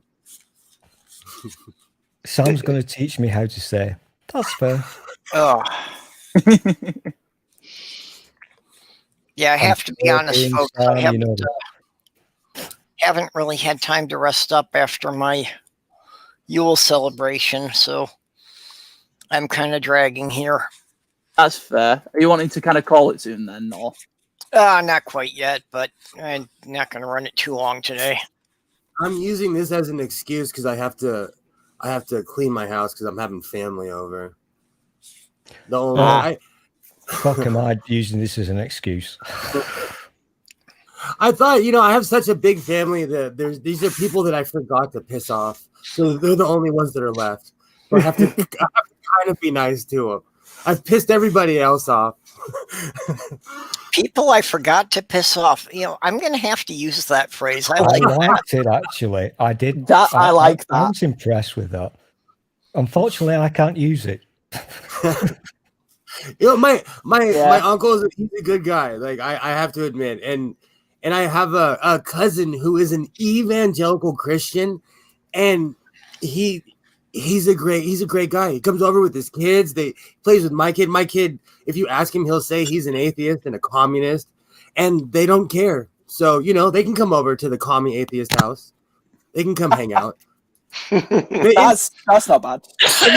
They don't preach or anything, so they're weirdly evangelical Christians. So whatever. My family only don't preach to me because most of them still think I'm Christian. I still think I put up a fight. I still find it really fucking bizarre and scary. And I've said this to Mr. Sam before, because he only lives like a few inches away from me. Not literally. He's not in my bed or anything, but No, it's not that far in terms of miles, though, is it? no. And I still find it utterly baffling that you have this local village for local people thing going on. Very weird. Yeah, like there's the thing is that like I encountered people who knew that I'd dyed my hair before I'd told them because one person saw me walking the dogs with my hair dyed because I wasn't wearing my hat, and then I wore my hat for like the next week just by accident. And then other people who hadn't seen the fact that my hair was dyed would come up to me and comment and like ask if they could see my dyed hair and shit. Wow. Yeah, see, this is why when I was living in that backwater little town, I wasn't even going to risk dating. You know, just even It's dating was going to be too much of a hassle there. see, the thing is that Everybody heard about everything that happened. it's not necessarily that the whole town knows, but everyone from a massive group of churches will know, which constitutes a big chunk of the population. Yeah. Well, see, and the thing is, I really don't even give a shit what people think about me. But I had to be aware that it was likely to impact my brother and my sister's career. If people didn't like me, they were going to get shit for it. You know what's funny? In my case, my brother and sister grabbed pitchforks against me. They just joined the crowd. My siblings are only really impacted by my decisions insofar as I interact with them, or they only ever get referred to as my sibling. My little sister, all through high school, was I think that only a handful of times there were any teachers that didn't refer to them as whatever my real name is, and then that person's sister. Sam, I'm not being patronising. Bear with me, I promise. But are you old enough to? Are you old? That's fine. Are you old enough to remember the League of Gentlemen? You're not actually, so that's rhetorical. You're actually not. Or you probably weren't even born, were you? But do you know what it is? The League of Extraordinary Gentlemen. No, the League of Gentlemen. League of Gentlemen. I know what you're saying, but I'm trying to think because I know about the League of Extraordinary Gentlemen. Yeah. But the League of Gentlemen is in the sitcom. Yeah, the League of Gentlemen is the yes. I know of it. Thing, the BBC by proxy. I know of it by proxy. You should probably watch it because that's what in my mind that's what I think when you talk about where you live. And I'm not meaning to sound like nasty because you could probably come over here and punch me, but that's literally what goes on in my head. In fairness, part of it was filmed in a town about a couple of miles away from where I am. Like halfway between us. Yeah. I'm not going to say which town, obviously, but I think we both know which town it is. Where I was living, people constantly gossiped because it was the only thing to do, and they were just desperate for anything to talk about. They do that here still. Literally an abandoned mining town. The last of the mines closed in the early 1980s. Oh, wow. So the only claim to fame this town still has is that for 10 of the last 12 years, the county has had the highest rate of alcoholism of anywhere in the country. That's not a good stat to hang your hat on.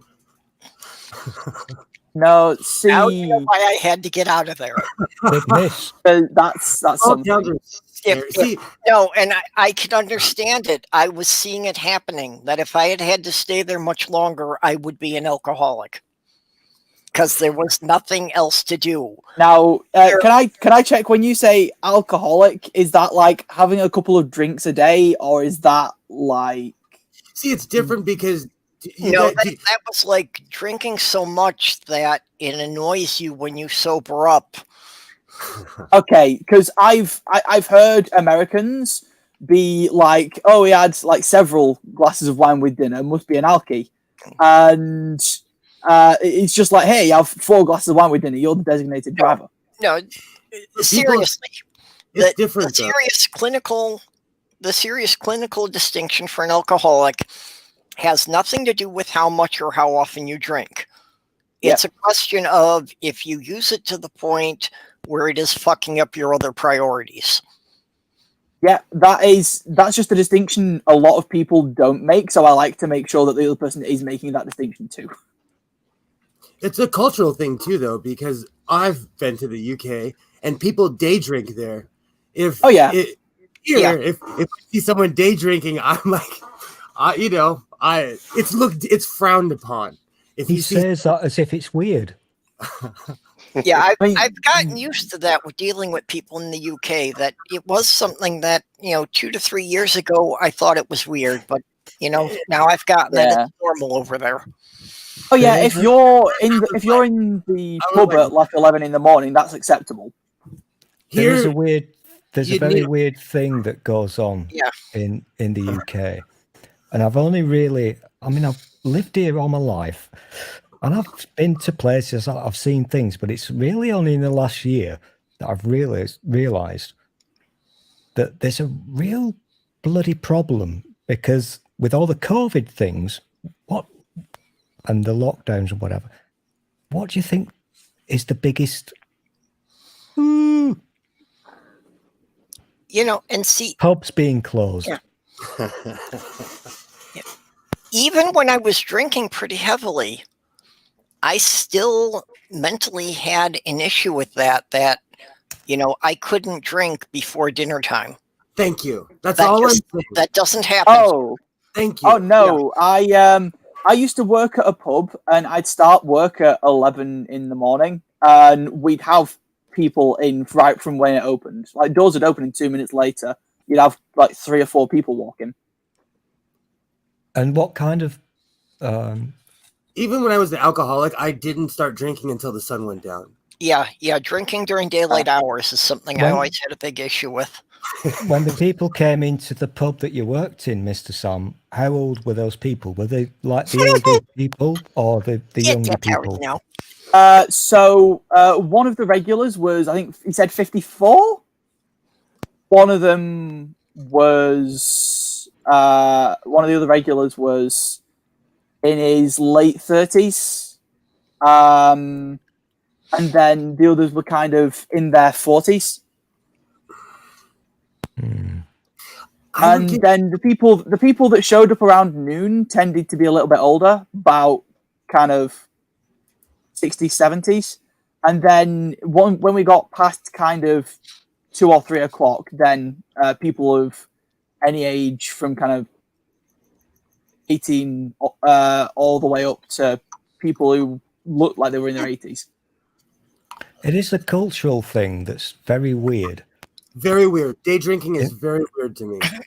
Yeah. The thing is that with certain pubs, you get pre-drinks and post-drinks as well, which I've heard referenced as pre-gaming in the US. But that's like when you're at your friend's apartment, get hammered before you go to the bar.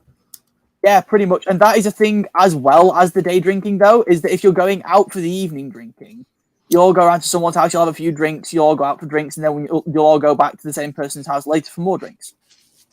So in the UK, you guys are just hammered at the end of the night. In theory. How you doing? In practice, I'm always the sober friend, even if I've had 5 or 6 ciders. I haven't had Cyrus? a drink. I haven't had a drink in a very long time. Very, very long time. Yeah, I tend to go with Brothers Cider. Oh, Will. Oh, sorry. Yeah. Reman. You can call me Will. It's okay. I'm used to it now. Oh, that's me getting a bollocking from Jenny. No, everybody knows my name by now. It's okay. Sorry, Yeah, man. I can't stand beer, but the hard cider I can get into. If it's not, I'm- I'll drink it. I love that stuff. I'll take cider generally, but fruity cider is my favorite. There's a toffee apple cider that a company from Somerset does that I particularly like. Whenever I hear Somerset, I think of Jacob Rees-Mogg. Sorry. Sorry. That guy's ruined it. He's ruined it. I think of Somerset and I think of the Wurzels. Ugh. Just the way he says it makes my skin crawl. So I've been invited to. Hey, Will, because you're not very popular on the YouTubes. Your lady has asked me to come onto your stream on the Christmas days.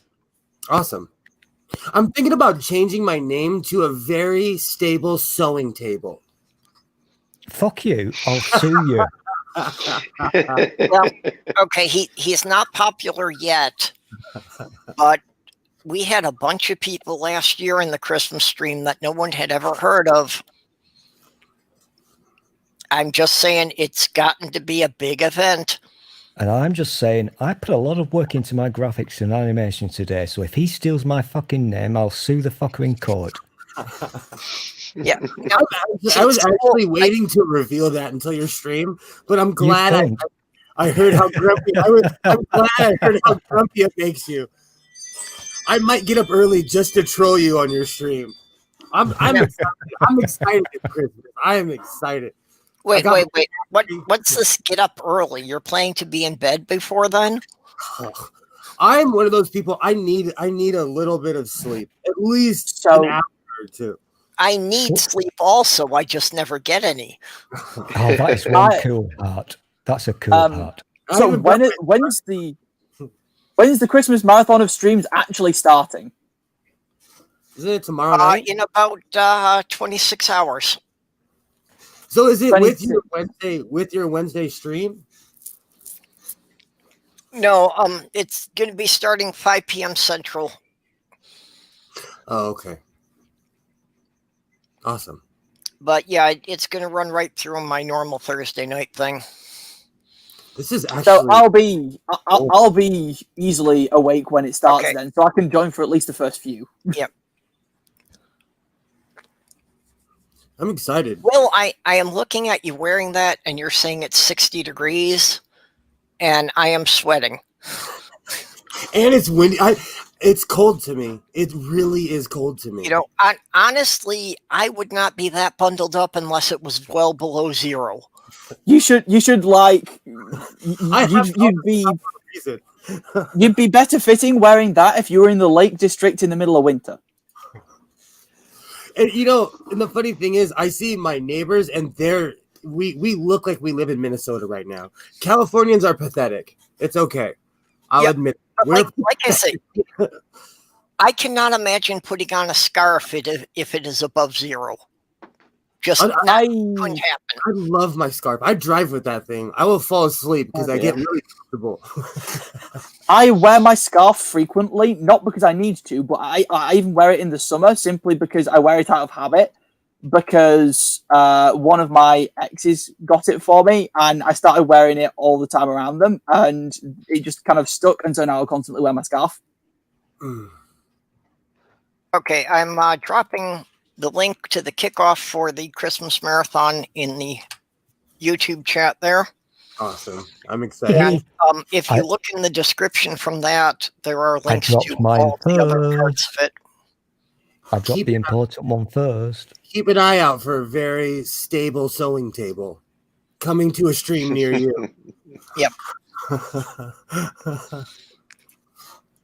My Vulcaneers didn't come on time, so I'm going with my second idea. I was going to be a Raymond for Christmas. There you go. Hey. How you doing? How you doing? How you doing? How you doing? There you go. More aggression. You got to do it like a villain. How you doing? We do this in acting class when none of you are looking. Okay, and for those people who like a more visual schedule, then here is Pirate Kitty's version that has the avatars for everybody, so you can see what channels everything is on. Permission to speak, please, Purple. Denied. Let's go on. If you click on the link that Purple's showing you, the times, it's a really difficult thing to read, and the times are all American times, and it's all weird, and it's really badly formatted. It's an absolute abortion. I think somebody needs sacking for this. I thought it was 4 o'clock. If you go to the first link I had there for the kickoff, under that are links to all of the other portions of it, and it has the times for all those listed in UTC. I'm just excited because I get to hang out with Jen. Yeah, you two have become quite an item here. You know what? She makes me happy. My attitude has improved. There's nothing wrong with being in love. Everybody hey, it's great. You know, and honestly, Will and YouTube Jen has given sitting me in hope. a tree. Because, you know, within our community, there are a number of great couples who happened because one of them had a YouTube channel. I thought that So was going it's to go giving me really a weird chance that I there. may actually find somebody I can date at some point yet. You will. There's hope. I was this close to getting a hairless cat and just calling it quits and becoming the real life Dr. Evil. That So was going somewhere really, really bad when Purple was speaking, because I heard, and I thought ahead, I heard there are a lot of great couples who happen to be cousins. No. No, but hey, as an Not American, ju- I don't not judge. your witness, Godless Engineer, Paula Gia, you know, they all got great girlfriends because they had YouTube channels. Fair. There you go. My always, partners just sort of happen. Though one of them is at one of my partners I did actually find through a Discord server of a YouTuber. So I'm one of those. Discord is such a waste of sperm. I relentlessly hold out hope. So there's always hope.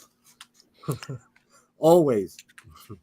You have no other choice but to have hope. But I'm all loved up. I'm in love, you know. My life's going great, so what do I know? Well, and with you and Jen, I haven't quite been able to tell how much of it's just joking around and how much is serious. Oh, we're serious. I'm not very good at gauging that kind of stuff.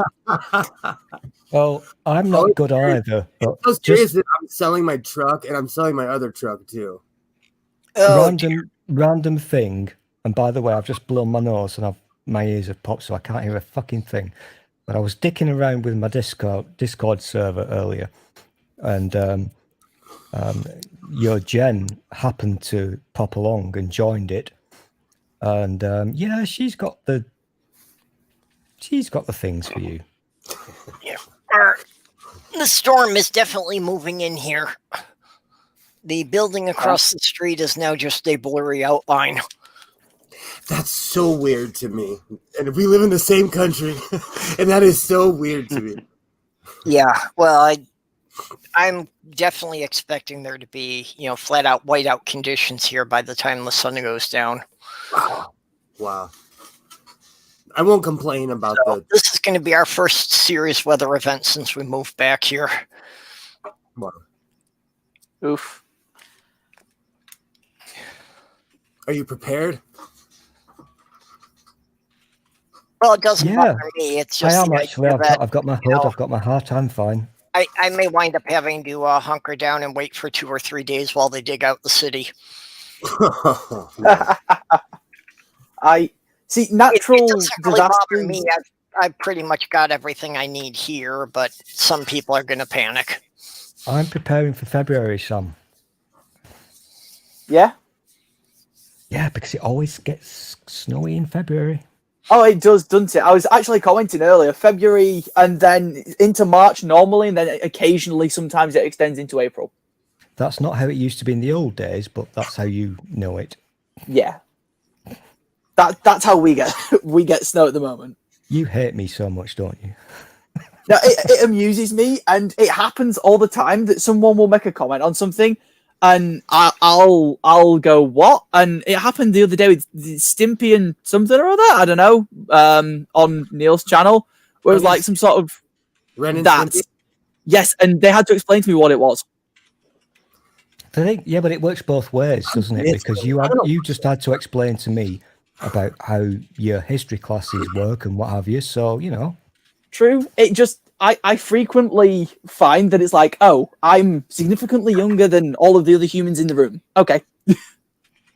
Doesn't really matter as long as everybody is good peoples. Yeah. Absolutely. This is true. Yeah. No, I mean, age really doesn't matter because, I've known teenagers that I could have very, good political and philosophical conversations with. And I have had people in their 40s literally flip a table because they were losing at a board game. yeah, I mean, You just described I tend to I tend to hang around with people in their 30s and 40s because most people my age are dicks. Granted, there are some people my age I hang around with, but Oh, dude, it's not going to get any better. yeah, I also hang around with the same few people consistently and don't tend to lose or gain too many friends because it's significantly easier.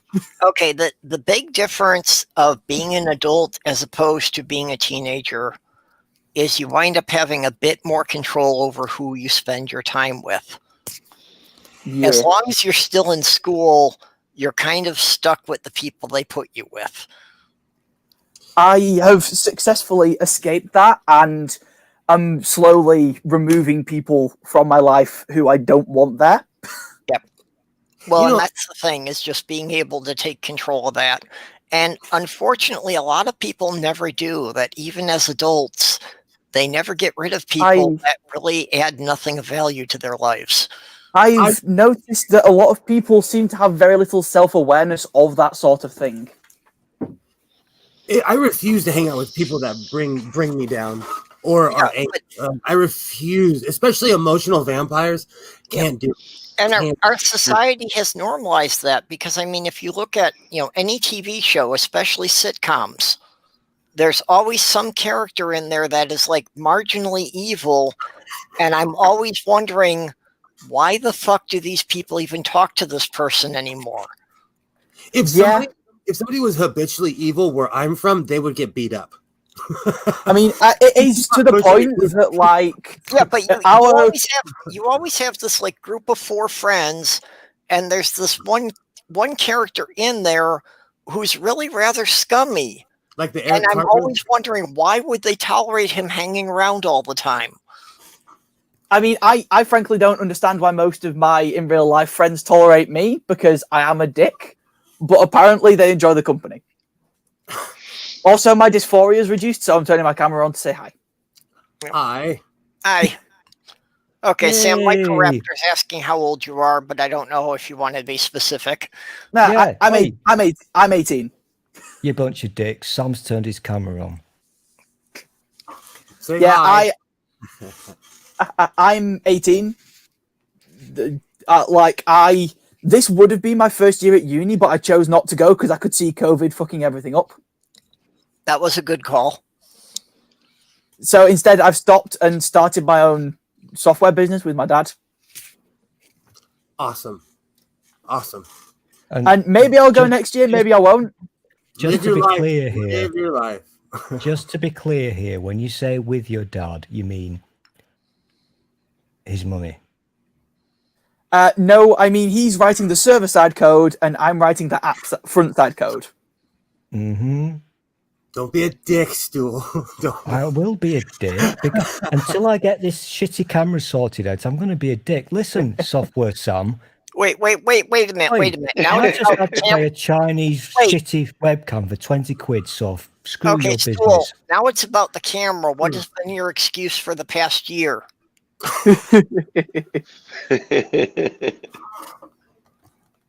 I'm still just amazed that Doc is still here. Is he alive?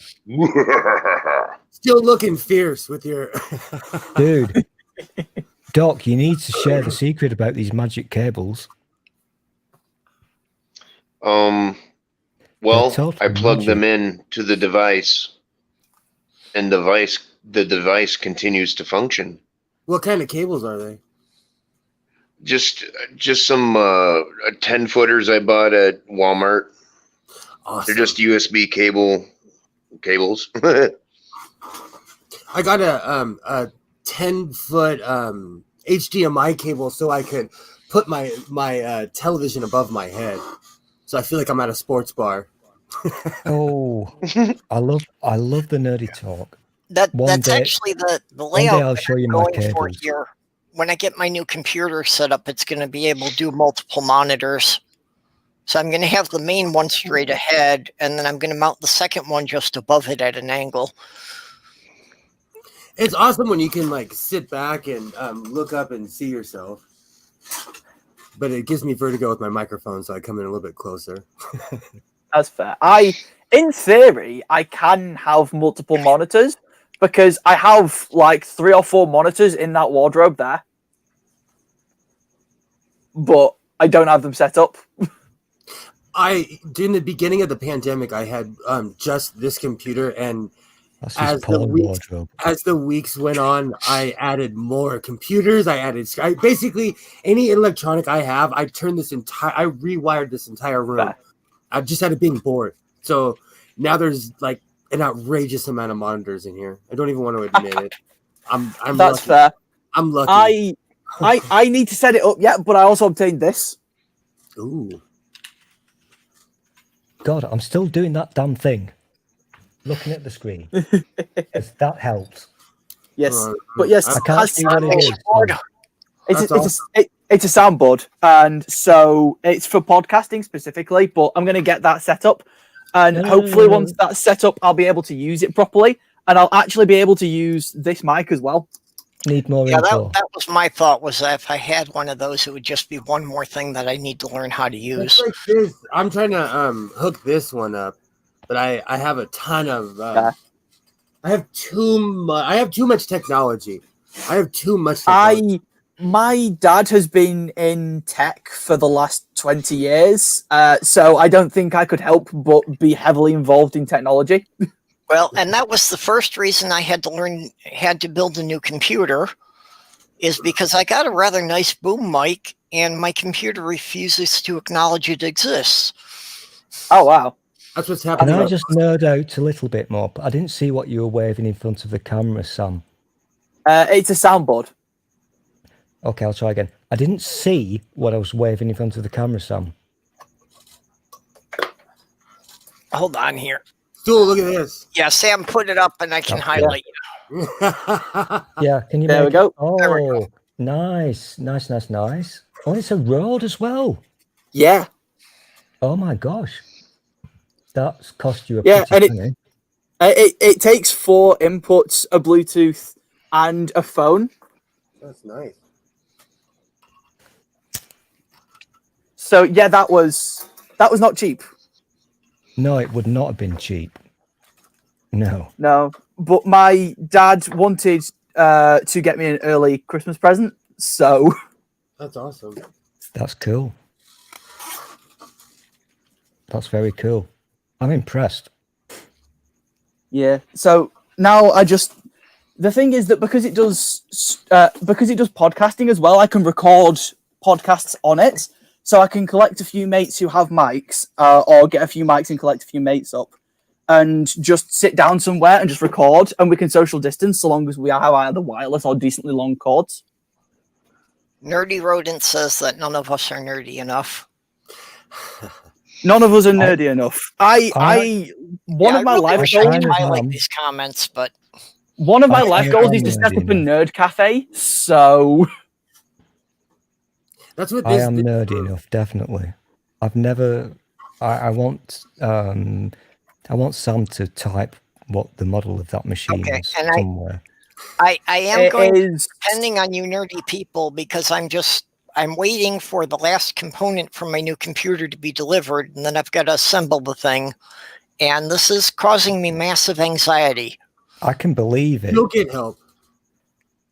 You know, So I would be more stressed than even you would be. The amount of time you've had to wait for this. Well, it's not just the amount of time I've had to wait, it's outside my normal skill set, so I'm not that confident in my abilities here. I mean, theoretically, it sounds like plugging the components together is reasonably simple, but I'm just not expecting it to go that smoothly. And if it turns out that something doesn't work when I turn it on, I have no idea to figure out which of the, like 8 different components is the problem. Oh, Yeah. listen, I've said this before. You're not going to have a problem whatsoever. You really. I mean, I hope so. It's basically just like doing a children's puzzle. It's not difficult whatsoever. And you know damn well that you've got a shit ton of people here who will help you. Absolutely. Oh yeah. Well, Yeah. I mean, I've got a separate Twitter list that is just a half dozen people who have, been giving me advice on buying the components. Actually, yesterday I had anxiety about a certain medium that will remain nameless, and I didn't ask for help. And eventually, I did reach out, and Jen was like, "Why didn't you just ask me? Why didn't you just ask me for help?" You know, that was after I had a complete meltdown about it. Oh yeah, you are in the position where you can just ask Jen about shit, and like Jen, I think Jen's degree is in computer science as well. Exactly. She was like, So "Why didn't you ask me? Why didn't you just ask me?" And it's And something literally- I have a big problem asking people Sam, for you help. lucky person. I have a big have you problem just looked up how asking expensive for it help is? just because Yes. Yeah, it's expensive, isn't it? I don't want to bother people, and I feel that I'm wasting somebody's time because it takes me so long to get it. Me too. I feel That's the exact fair. same way. Exact same way. If any of you ever want to come to me about shit, I can't promise I'll be super helpful, but if I give it a go, you're not going to be wasting my time. I enjoy talking to people, and helping people is part of talking to people. Oh, the Yeah. chat just popped up. Okay. Yeah, it did. Oh, hello. That took its sweet time, didn't Oh, it? good. It's finally working. Nice. It's finally working that I can do this kind of crap. Yeah, they do. It's useful, though. I've not put a computer together in a while, so I've never had that sort of shit. It never really changes. It's so easy. It really Well, is. I've never actually built one It's not on my rocket own, science. so Yeah, I but- built one with my dad when I was 8, and then another when I was 10, and then another when I was 12. But the thing is, Purple, you can do Lego. It's basically the same thing. that's kind of a concept I have. That well, and actually in that respect, this seems even easier because every cable has a different size plug, so it seems to be pretty hard to plug something into It's so one place. very difficult to do it wrong. Yeah, it's built so standardized now that you also don't have to worry as much about getting components that don't match up or aren't compatible. It's pretty. well, when I was it's very picking out difficult to components, mess it people were up. actually telling me that with memory chips, that was still an issue of making sure I got memory chips that had been like approved for that motherboard manufacturer. Yeah. Wow. So that got to be a bit of a hassle, but had people talking me through that. So do you have an ETA on your new sexy system? Anywhere between Christmas and January 6th. As in the final, because we want to see it. Well, so. no, that's as far as when they'll deliver the final component. Then I can start building it. So we added another 2 years onto that. That sounds about right, yeah. You got to give yourself some another 2 time. years to assemble it, and then another 3 to 5 years to install the operating system. Oh, you'll do it in 10 minutes, Purple. Trust me, you really will. See, I have been trying to think this through and, take all the precautions of, like buying the anti-static mat and the wrist strap and that kind of stuff so I don't, fry out components before I put them together. This might sound really weird, but was there in like the year 2000, was there actually a big freak out by a lot of people over something about clocks stopping on computers? Huge. You're making me feel old. I had a neighbor who moved. I was not. I wouldn't be born for another 2 years after that. It was the biggest thing I ever. lived through that, and a lot of people were freaking out. And I was trying to convince people that it wasn't going to be a big deal. It created a couple of, just weird quirks and systems and that, but I knew that the banks were not going to let anything that serious come up. It actually was a huge deal.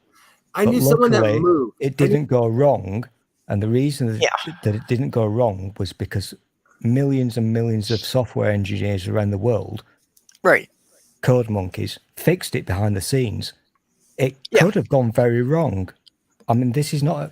It would have gone wrong if they didn't plan ahead for it. And this is what I call a self-defeating prophecy.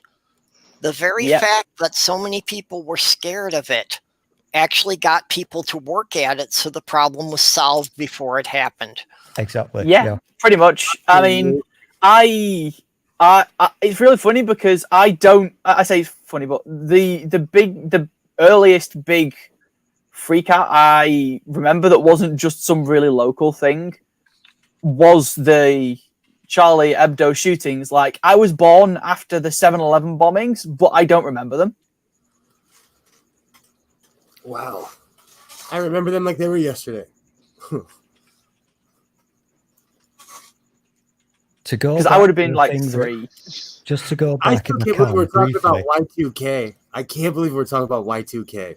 I know been a I'm going to while. go back to this It's been a while. because I sense that, and I'm not being patronising, but I get it. You weren't around. I and you don't wasn't understand it. there, so I don't necessarily. I can get This was- context of it, but This was literally a really serious thing, and obviously you got your dickheads making stories up and what have you, but it was a really serious thing because just think about the very simple fact: if all the computers in the world suddenly go from 2000 year to 1900, that's a big problem. yeah, a little bit. That's a massive problem. And as a programmer, given that we rely on the dates for so much of shit, including randomization calculations. Yeah, well, and a point I was making that whole year leading up to it that no one in the US seemed to grasp was that if anything really that major was going to happen, we were going to have advanced warning. Yep. Do you That remember? the UK was going to be screwed. Did we ever actually? But that we could sit and we could watch New Year's Eve in London, and we were going to have 6 hours warning before things fell apart here. Is this a Mandela, or did we ground the aircraft?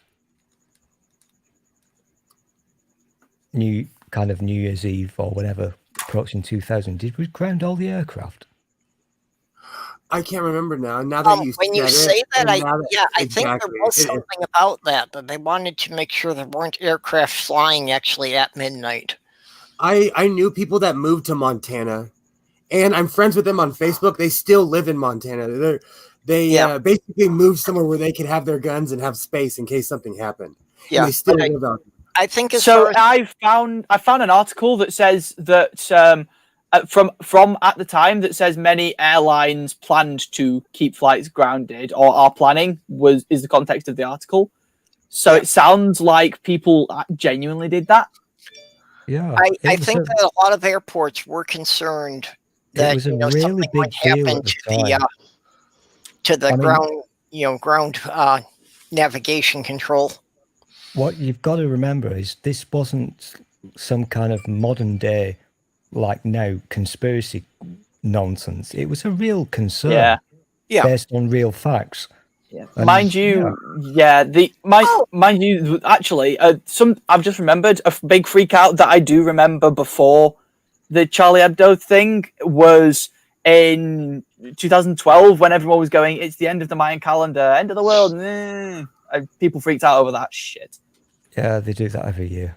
I considered that kind of an idiot tax as an atheist. My grown brother, who was a Marine, had been around the world. He was scared, and I remember looking at him like, "Are you serious?" People legitimately will believe anything.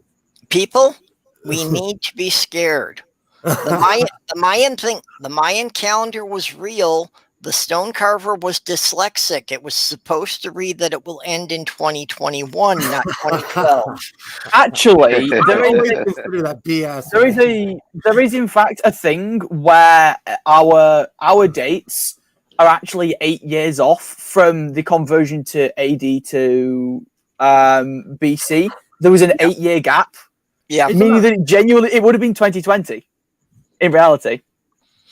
I'm one of those people, like, things actually have to happen for me to be like, oh wow. Yeah. That's Now, real. 2020's been a shit show, but that's the best I can say for it. hey, Absolutely. we have Brooke McCormick here. Haven't seen her around for quite a while, really. Yeah. Hello. Just to pause on this lovely little think back on 2020, I do feel actually a little bit sorry for Mr. Sam, because, oh my God, your life is going to be so shit. It's going to be interesting, isn't it? I gonna feel be sorry for my very baby shit. sister. She's 3. It's going to be very shit. You guys should move to Can I- Iceland or something. Can I do my thing first? Because I've got to go and do something really quick, because it's almost curfew time. I've got to go to the shop with my mask. Firstly, thank you for letting me play, as always. And I'm going to come back, and if you're around, I'll play with you. And thank you for letting me be a dick and do science with my new webcam, because that's helped me a lot. Very grateful. Nice to see you on your cam, Sam. You're looking awesome, as always. Cheers. Your kitchen looks like shit, but whatever.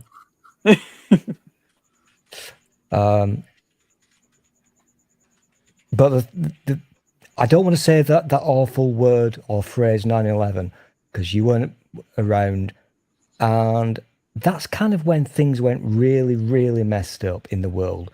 That's when all the when all the dickheads surfaced, and instead of hiding under the conspiracy rocks that used to be hidden away for many, many years, they all surfaced, and then you got blah de blah, then you got Trump and Brexit, and now those fuckers, there's a lot of them. Yes. There's a lot of those fuckers. I agree. Don't take it lightly. A lot of conspiracies came out of people claiming that 9/11 was planned out by the government or something like that.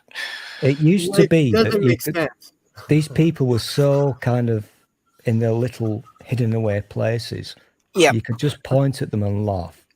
Well, That's see, not I the think case what anymore. really happened was that 9/11 was like the first conspiracy that happened when people could talk about it on the internet immediately after it happened.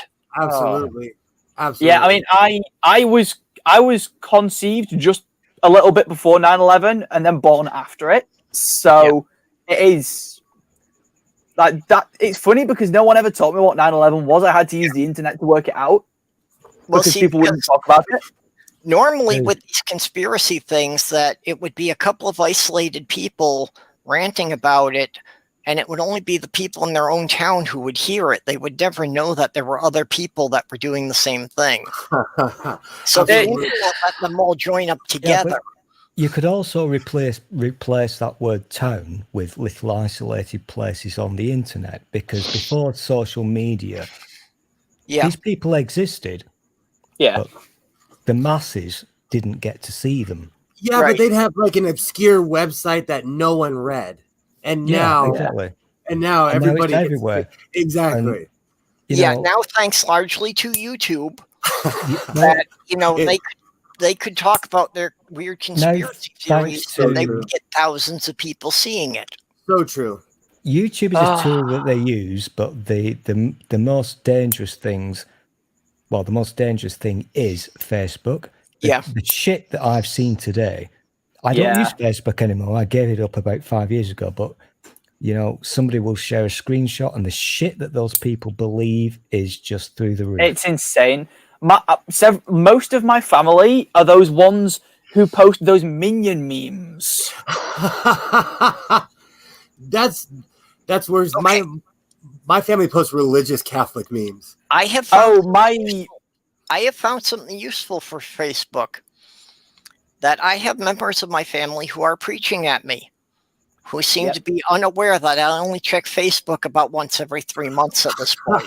Oh yeah, I mean, if it's not minion memes, it's Bible quotes. I don't bother looking at it anymore. If it's not minion memes, it's Bible quotes. I check my Facebook once a week. Gotta go. See you still. Later on. We'll catch you later. Yeah. So the thing is that I just use Facebook once a week to check for messenger messages. Yep. And then I every few months I'll scroll through it and laugh at everyone. I can't go on mine as much anymore because I come from a really, really conservative town, and I didn't realize how many people I grew up with have become Trumpers, anti-maskers, scared of people. Oh, a lot of my family, here are pro-Trump. I don't get it. I don't understand. He's crazy. See, what I find really funny is the disparity between my friends and my family.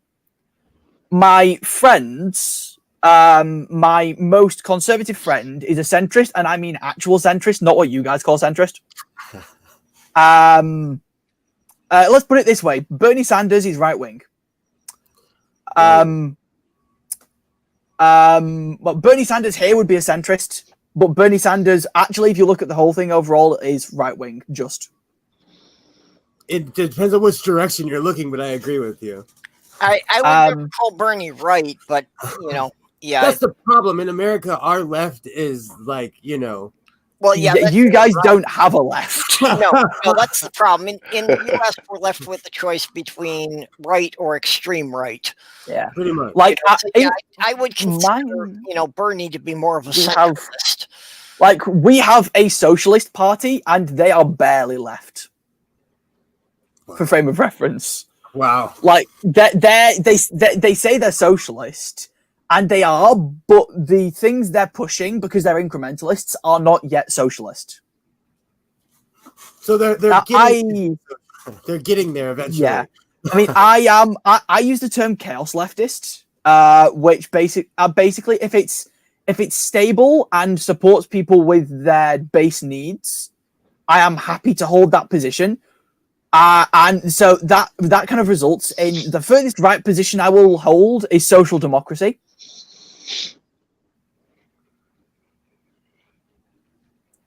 Because anything right of that doesn't function. And if it's stable, that's because it's stepping on a lot of people. As Americans, we what you're saying isn't readily identifiable. So yeah, I at various different times, depending what situation I'm in, I could be an anarchist, a socialist, a communist. So when you say anarchist, because to me anarchy is self-rule, and that's pretty much like it's the Voltairean. I go by the Voltairean sense of like you basically are 100% responsible for yourself. So like you don't have any connection with society, and that's anarchy because you're saying.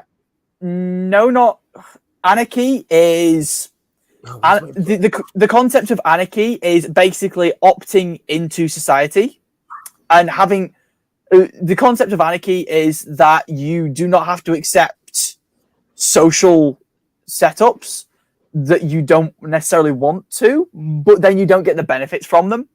And so you can have a social agreement to be in society. Mm-hmm. Or you can have a social agreement to be part of a company, or you can set up any of these connections, and that can still fall under anarchy, so long as it is an opt-in thing.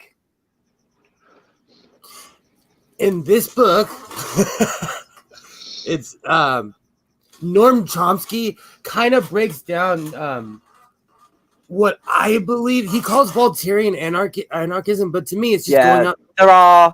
There are types of anarchy, and some types of anarchy are not stable on a societal level, but others are, and those I will support. Very much so. Very much so.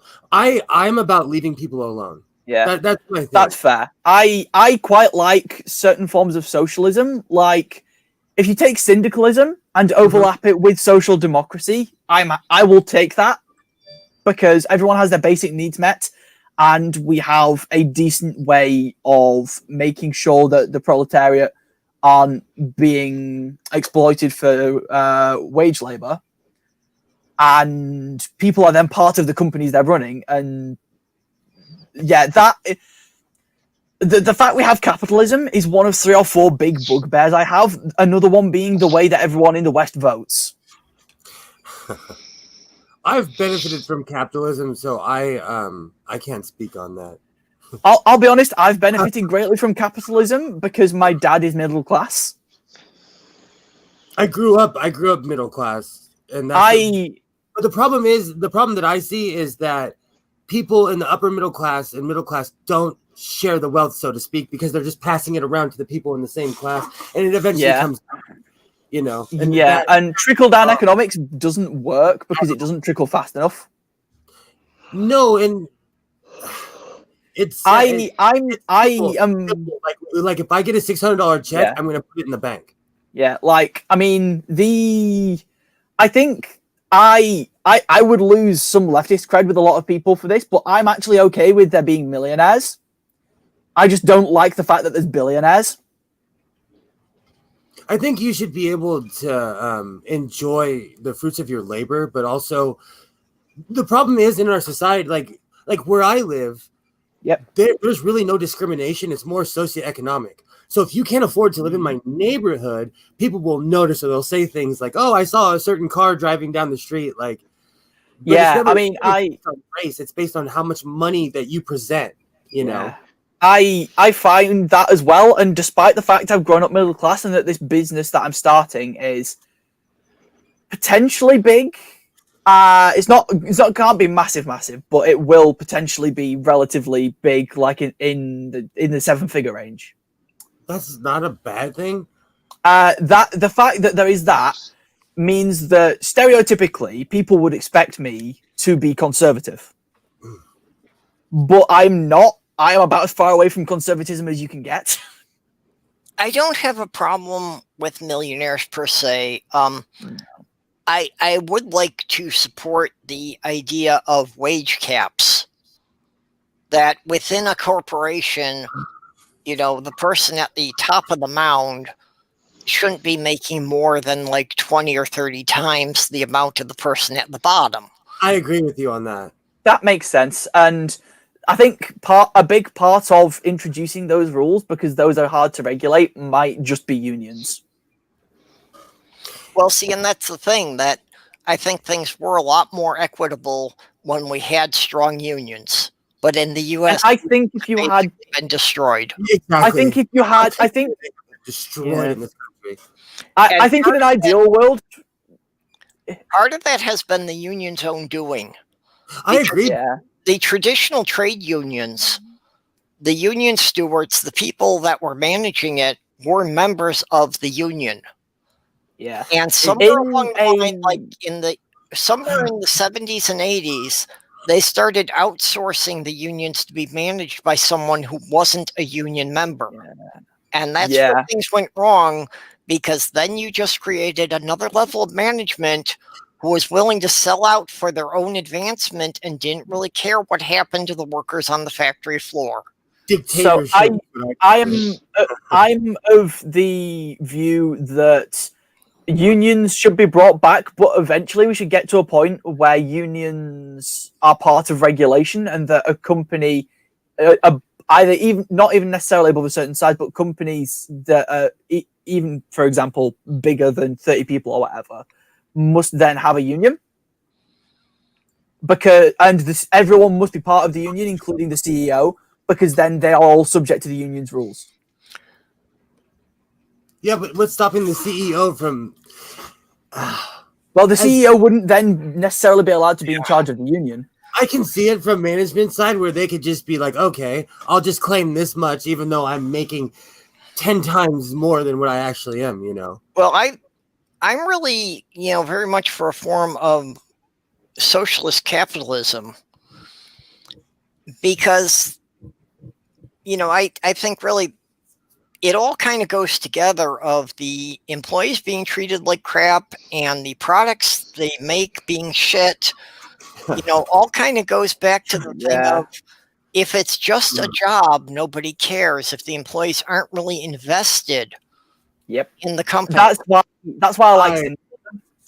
If the employees can see that, okay, the amount of money they make is going to be based on the quality of the product being produced, that completely changes everything.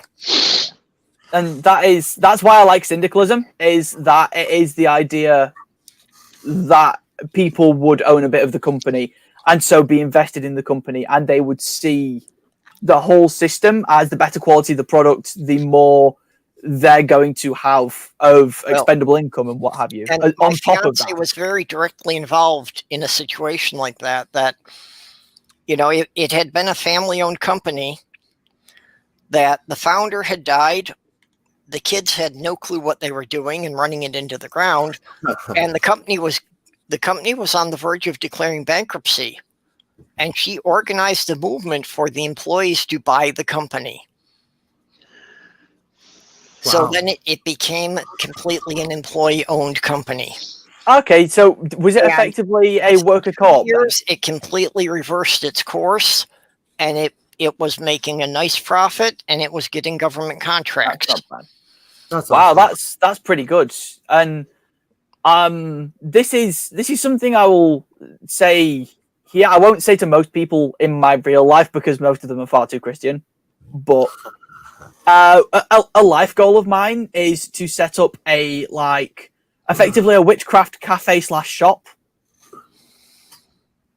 in this tiny little town relatively near to me that is a touristy place, and it's weird and it's eccentric. And I've spoken to several kind of more local people about it, and they all seem to think it'd actually go really well if it was like a cafe that was kind of witchy themed, and then there was like a witchcraft shop to the side as well. I know exactly the place you're talking about. Do you? Do you know kind of the area near me in Stool, or?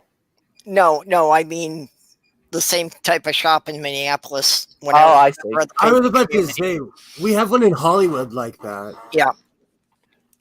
Where it's more pagan, but it's like it's a tea shop. It's an awesome place to go. If COVID wasn't around, I would be going there. We don't have anything like that. The closest one of that sort of thing is in Cornwall. I know where Stool lives. I'm up north, and the closest type of thing to that to me is down south, and even then, it's just a cafe. It's not a cafe and a shop. There just happens to be another shop nearby that does witchy stuff. That's and so that type of thing, because I'd never seen it done before, I was like, but what if I did? And it could potentially be quite a big thing because it's a tourist town, and that sort of shit in a tourist town will go well. And every pagan I've mentioned it to has immediately gone, ooh, I would like just come to visit that shop. That's what happens. Like someone like me would walk in and be like, "Oh, this is awesome," and just keep coming back. Well, if you know your audience, and for something like that, like you say, if you're kind of in a tourist area to begin with, and you know the type of tourists you have there, if you can get some of the local history flavor of whatever the heathen or druid groups that were historically in that region. Yeah. So because of this, I kind of, this business I'm setting up at the moment, once I've written the code for it, it'll just need updating, and we'll be able to hire people to do that. So I can effectively leave my dad to run that. And so I would then be free to do other projects like this, and I will have some income coming in that I can obtain a place in that town, for example. And so it just that's my. I get very excited talking about that, so I'll try not to talk too much. Oh no, go ahead. It's fine. What's that, Doc? You were going to say something? I just wanted to sneak in real quick. I am like 15 minutes from my bedtime, and I'm yawning so much I look like a fucking Pez dispenser. So I'm gonna go ahead and hop off here. But thank you guys. Sleep. Yep. And it's fun hanging with you guys. So we'll see y'all later. Awesome. Yeah. Bye. See ya. God. Yeah. This and my idea for it. It was just a hypothetical initially, and then I was like, wait, but what if I did this? Where would I do it? And then I went, there's a local place that's perfect, that's like 20 minutes from where I live. And it's just like, perfect. I could genuinely do this. And then I started thinking, but who would I hire? And then I went, wait a minute. One of my friends is currently in their last year of a food preparation course. And I have some friends who lost their jobs because of COVID, but have traditionally been waitresses. And most of these people are either atheist or pagan. Mm-hmm. And I have a friend who's doing blacksmithing at college. That is the one thing So I I want can- to do that I don't have around here. I wanna- can. The thing is that I've convinced them to teach me how to do blacksmithing at some point if I get a forge. That's the one thing that I think would be illegal if I built it in my backyard. It's the So that'll one- be. I live in the Oh, city. I live in the city. I mean, one of my partners wants to set up an occult library, and that I think that would actually pair quite nicely. That would. And the other thing, of course, being that if I'm pulling this shit, I might as well go ahead and be like, what if I bought a bit of land and had my own house built to my spec so that I could have hidden tunnels? Okay, so I'm going to tell you from a practical standpoint, because I've thought about this. You have to dig the tunnels first. Oh yeah, my so idea you would have to basically be. build- I always look at it from more the construction standpoint. Yeah. Because I want to get a bunch of shipping containers and then make them disappear underground. So you know, what And then on top of it. Yeah. The way I'd do it is I'd plan out where I wanted the buildings on this piece of land and where I'd want the tunnels, overlay the two maps, plan the tunnels out, get a constructor to help me with the tunnels, get everything paved out and shit, and make sure that there's space for foundations for the house and any other buildings that I want. So if I wanted a forge or if I wanted to have several houses together, to have some mates living nearby or whatever, then I can do that, and I can effectively build these secret tunnels and catacombs underneath the building, and I can have inside the building hidden rooms like a secret library and shit, and I can have it all planned out so that it will fit anyway. And I realize I'm like a massive 10-year-old talking about this, but I get so excited. No, I've thought about stuff like that too. That's fun. That's fun. That's nothing but fun. As an American, I thought about having an underground shooting range. That's because it's aggressive where I'm from. I've never seen a gun. Really? Never. I've worked on designs for self-sufficient homesteads, including earth shelter houses. Awesome. Oh, I mean, even when I've been like abroad, I've never seen like the police in France who were managing the borders in and out were using tasers. That's the closest I've come to seeing a gun. When I was, I want to say 7 or 8 years old, I was at the LA Marathon because my brother used to run marathons. And I witnessed somebody try to grab a cop's gun. And in front of me, I witnessed the cop shoot the person in the face. Wow. So I'm desensitized. I am like 100% and I grew up in the 80s, so it was much more I would go shooting with my father, and we would walk over the bridge from my house with guns in cases.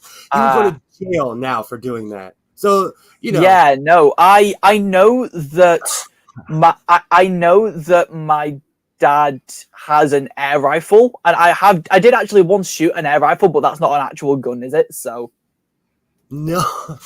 Guns are you know what, honestly, if I lived somewhere where I would gladly give up my guns if I had to. Well, sell them because they're expensive, but fair. it's one of those. It's a necessary evil. And I don't understand how. I mean, I understand having guns at shooting ranges. We have shooting ranges. I've just never been to one. Can you just go to a shooting range in the UK and just shoot a shotgun? Or with it, I don't know. I think potentially you. I think the rules are probably, and I've not checked this, but probably the under 18 you can with parental supervision and someone else on the field with you who's experienced and part of the club. And then once you hit 18, you need to have someone who's part of the club with you until you have your firearms license. Mm-hmm. Where I live, it's basically you join the club and then you could bring whatever you want and shoot whatever you want. And I live in California where it's really liberal. Yeah, I've seen plenty of like shooting ranges and shit of like even YouTubers I've seen, like Mark Rober, when he at one point went to a shooting range. I've seen shit like that, but I've never physically seen a gun. Wow. See, to me, that's strange. Now, granted, we have a sword shop nearby, so I can just go and buy a sword. Do I have a sword right here. I am sitting If you in my give me a minute, I'm gonna go grab my sword. It's my little brother's sword, really, but I pinched it. It's over there. 1 second. awesome.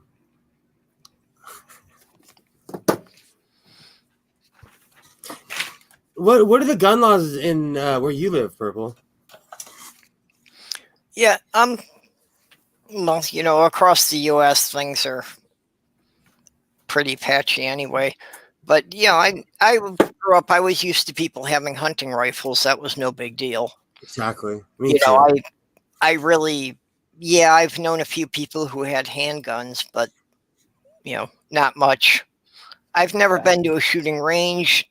You know, my brother and my uncles and cousins, you know, have taken me out a couple of times target shooting in the woods. I'll tell you, I've trained my son out of fear because our society is scaring me. So I wanted him to at least know how to defend himself. Yeah, so you know, I know how know. to shoot a rifle. It's not something I Yeah. have any real interest in, and I've never shot at anything that was alive, just like shooting, you know, shooting beer cans off a log thing. Yeah. Me I mean, too. I'm a decent shot with a bow and arrow, but I've never used a gun. So The main thing I learned is that to shoot a gun, I have to do it left-handed, because apparently that's my left eye is so dominant that I have to put it on that side to sight it properly. Oh, that's Fair. funny. That's an awesome sword. yeah, katana. If I can move it back far enough so you guys can see the whole bloody thing. Oh, that's awesome. That's awesome. And it has writing on it in Japanese. Because this was actually a sword recovered from a battle. Oh, Wow. The handle's been replaced a couple of times since, but so it's an authentic one with some history to it. Wow. yeah, and that's where things like this scratch in it come from. And it's blunted now. I can do this and it's fine. But yeah, so that's the thing. I have like a fake Templar sword from China. Fair. I have plenty of fake guns. My son collects Nerf guns. I love Nerf Oh, guns. Nerf guns are great, and I learned that if I wasn't in the mood for a Nerf war, I just have to carry this fucker around. I love some of the best memories I have with my son right now. We still Nerf. We still my Nerf. my stepdad would just burst into my room and start firing at me. Absolutely. And so I'd have to roll over under the bed, grab my Nerf gun, and pop up to shoot at him. Absolutely. All the kids are probably going to be nerfing tomorrow. It's going to be awesome. Nerf fights are great. They are. And I learned from my older brother, it's a good way to, like, when all the kids in my family come together, it's a good way to break up the monotony of them just kind of standing around and, Oh, yeah. doing that thing that monkeys do, the whole pecking order. Like, no, put a Nerf gun in everybody's hand and let them have fun. It was one of the things I used to really love about the gaming conventions that they took out, that they don't even want to let us have Nerf guns in the hotels anymore. Really? But it used to be that, yeah, we'd chase each other around the corridors in the hotel with Nerf guns during the conventions. Oh, that sounds like so much. That sounds fun. Oh, I have a thing I do once a year with a few mates where we all just fuck off down to a little cottage in the middle of nowhere in the mountains in Wales. And some years we all take Nerf guns. And one year, one of my mates brought a bunch of foam swords so we could do sparring. Oh, that sounds like fun. And we just play D&D for most of the weekend. And that's fun. Yeah, actually, for one convention I went to, I had made a whole range of foam weapons. Yeah, that's quite cool. Be sparring with. I gotta go to the little sewing room. Hey, Food is here, so I'm going to turn my camera off for a bit. I'm looking quite sexy now. Oh, absolutely. Yeah. Actually, I don't know, what you did with your lighting or what, but your color's looking better. Yep. Oh, I've been doing science. You've been doing science. Mm-hmm. Yeah, Sam, actually, that's something that you could use to tweak a bit. My room light is orange. Okay, so it is the lighting there, yeah, because everything was giving you an orange tint. I was wondering about. You know what? Yeah, that's just a result of it being nighttime here and me having an orange light. Okay, well, yeah, One of- the orange light and being ginger, you're kind of washing into your own wall there. You're Yep. getting lost in the background. Go, Stool. Has the ginger stopped? It's all quiet now, Stool. Go ahead. I'm tempted.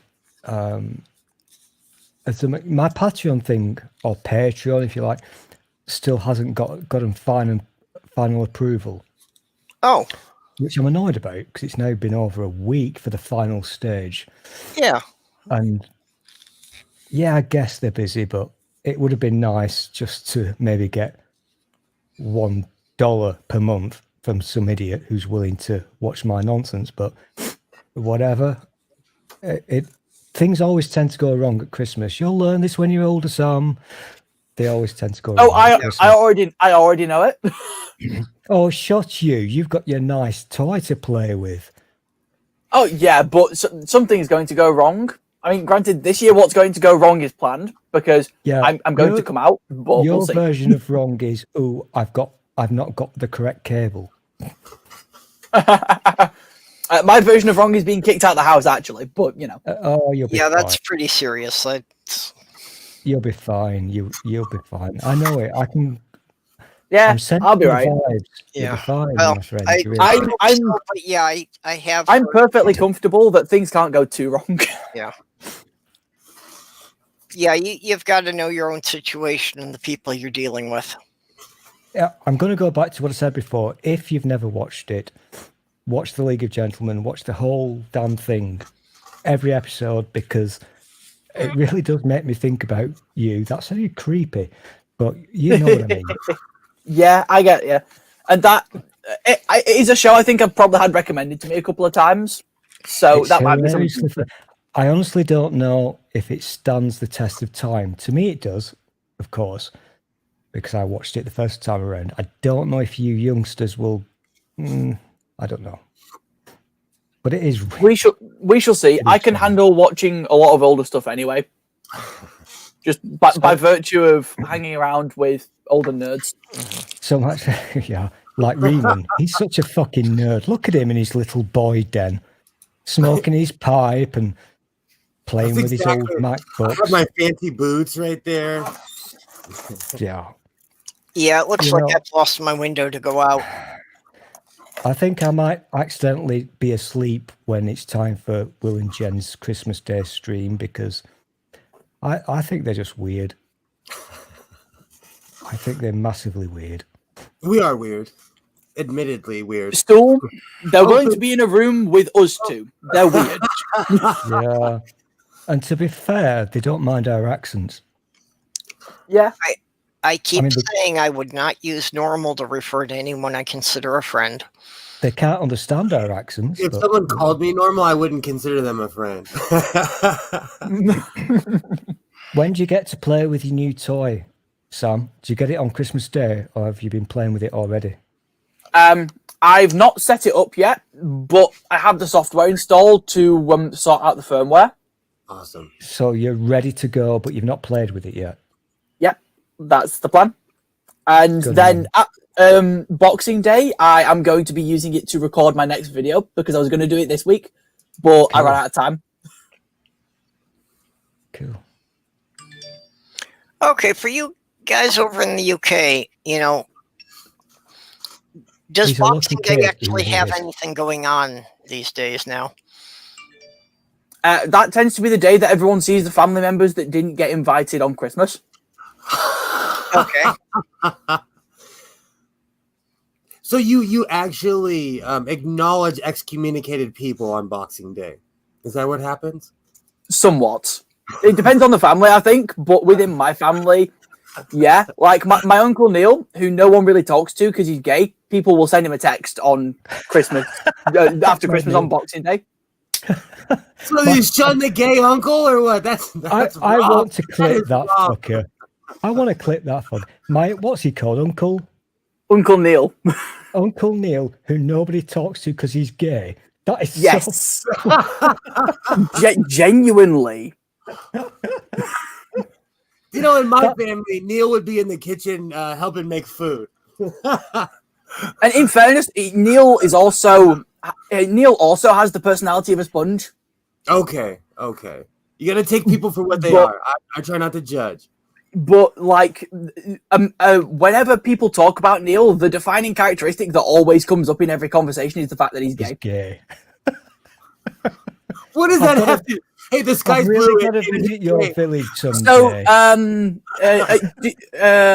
Will, are you familiar? Are you familiar with Ring? Yeah. Do you know how Ring? Do you know how Ring's family were? No. Okay, because Ring grew up Pentecostal. Oh, okay. My family make Ring's family look progressive. Yikes. I grew up Roman Catholic, so it was all a giant hypocrisy, and everybody did whatever they wanted to. Like, let's put it this way: I wasn't allowed to read C.S. Lewis.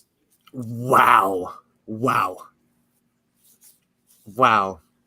I think potentially that was just my mum having something personally against C.S. Lewis, but even so, I automatically hate now anybody who says the name C.S. Lewis. Or Pentecostal. Because you know who I'm talking about, do you? Yeah, I do. Or do you not? She's obsessed with C.S. Lewis. I'm missing a reference here, but whatever. I'm not going to. It's 2 letters in the alphabet, so I'm not going to say it. Oh, okay. It's one of those things. You'd say it 3 times. And You could always things. type it in the side chat, but I think I follow you now. Mm-hmm. Yeah, that cunt. Anyway, we must not dwell on the bad people. We've done really well. Unless you've been naughty while I've been to the shop. You've not. Don't say that it hasn't come up yet. Have you? no, we discussed leftism broadly, and that was about it. Yep. We've been going for almost 3 hours. Cool. We still haven't brought Do up. you think this is an interesting thing, Purple? That a stream can now go on for almost 3 hours, and the T word hasn't been mentioned. Yeah, I think that's because people in the U.S. are finally getting the idea that he's going away. We don't have to tolerate him much longer. There's a light at the end of the tunnel. I think They can just try and hope to ignore him until he goes away now. Yeah. I was done with him 2 months ago. I knew he was going to lose. I was done with him a while ago. Yeah, but I think it's just the idea now that people have seen that Congress and the Supreme Court are not working to keep him. Come on. Back. Back. I'll just be glad Don't to watch the door hit him on the butt. I'll just be glad when the door hits him on the ass and he leaves. Yeah. Or when he's forcefully escorted out. I would pay money to watch him being dragged out by his plugs. I think That would be pay-per-view event. the grown-ups in the room know damn well that between now and that certain date, it is going to get really bad. But at least there is. We've still got a month to go, but like I say, it's just There's that little it's tiny now hole. it's seeming realistic that he will be going. Yeah. Yeah, I'm personally still concerned until Coronation Day, but I thought you were going to say Coronation Street then, you weird. fucking Coronation Street. Inauguration. That one. I cannot do. We use the word coronation, so you're getting that from me as well now. Yeah, I mean, the thing about Coronation Street though is that when there's a break for it, they have to have a surge in power in the power grid, but because of how many kettles all go on at once. It's an urban myth, my friend. No, I've spoken to someone from an actual power plant who told me the same thing. It's not a real thing. It kind of is, but it's not. It was in the 70s or the 80s, but it's not anymore. even in the early 2000s, the thing I watched was from the early 2000s, and it's less of a thing now, but it still happens somewhat. Yeah, it doesn't matter what you're watching. That doesn't dictate how much power it's using. Or even how many people are pulling off the grid at that time. It's an old urban myth. It's not a real thing. But anyway, I'm gonna let it go because he's a youngster. He's a youngster. I'll Where let I it go. live, there's 10 million people on the same grid. Mm-hmm. And it rarely shuts down, besides when they do it on purpose. But we've got good news, Samster. I don't know whether you've heard this or not, but Oh, is this the appeal for that weird law thing that happened? oh no, much more important than that. Oh, I might have missed it. I live under a rock sometimes. Well, you know that one of our I thought you fine lived in a box. One of our fine rather live BBC in a television programmes on Christmas Day will, of course, and I'm not talking about Doctor Who, that's fine, but one of our fine Christmas Day specials will, of course, be Mrs. Brown's Boys. Oh, yeah. And, yay. And he's just negotiated another 6-year contract with the BBC. Oh, hey. One of my Yule gifts from Sloth Girl. She bought me the complete Blackadder series on DVD. Oh, cool. Hey. Awesome. Yeah, so I get to watch that from the beginning all over again. Oh, you've seen it before, though, haven't you? Yeah. Oh, yeah, I saw it when it was on TV. Mm-hmm. And is this the complete, as in starting with the first series? Yep, all 4 seasons. And you're going to watch 5 seasons? Oh, I gotta go pay my guardian It's real 5, quick. yeah, it's Give me a 2 seconds. complete set. It's a box set. I was just going to say, you're actually going to watch the first season of Blackadder? Yeah, I know it wasn't as good as the later ones, but I'll still go through all of them. It was interesting, let's put it that way. Well, it was a new concept then. And it's actually something I've seen with a lot of TV shows that, they actually have to do a couple dozen episodes before the writers and the actors have a really complete grasp of the characters before it starts getting really good. It was, yeah. I get you. It is good. I'd watch it. If somebody actually gave a shit about me to buy me something nice for Christmas, I'd certainly watch it.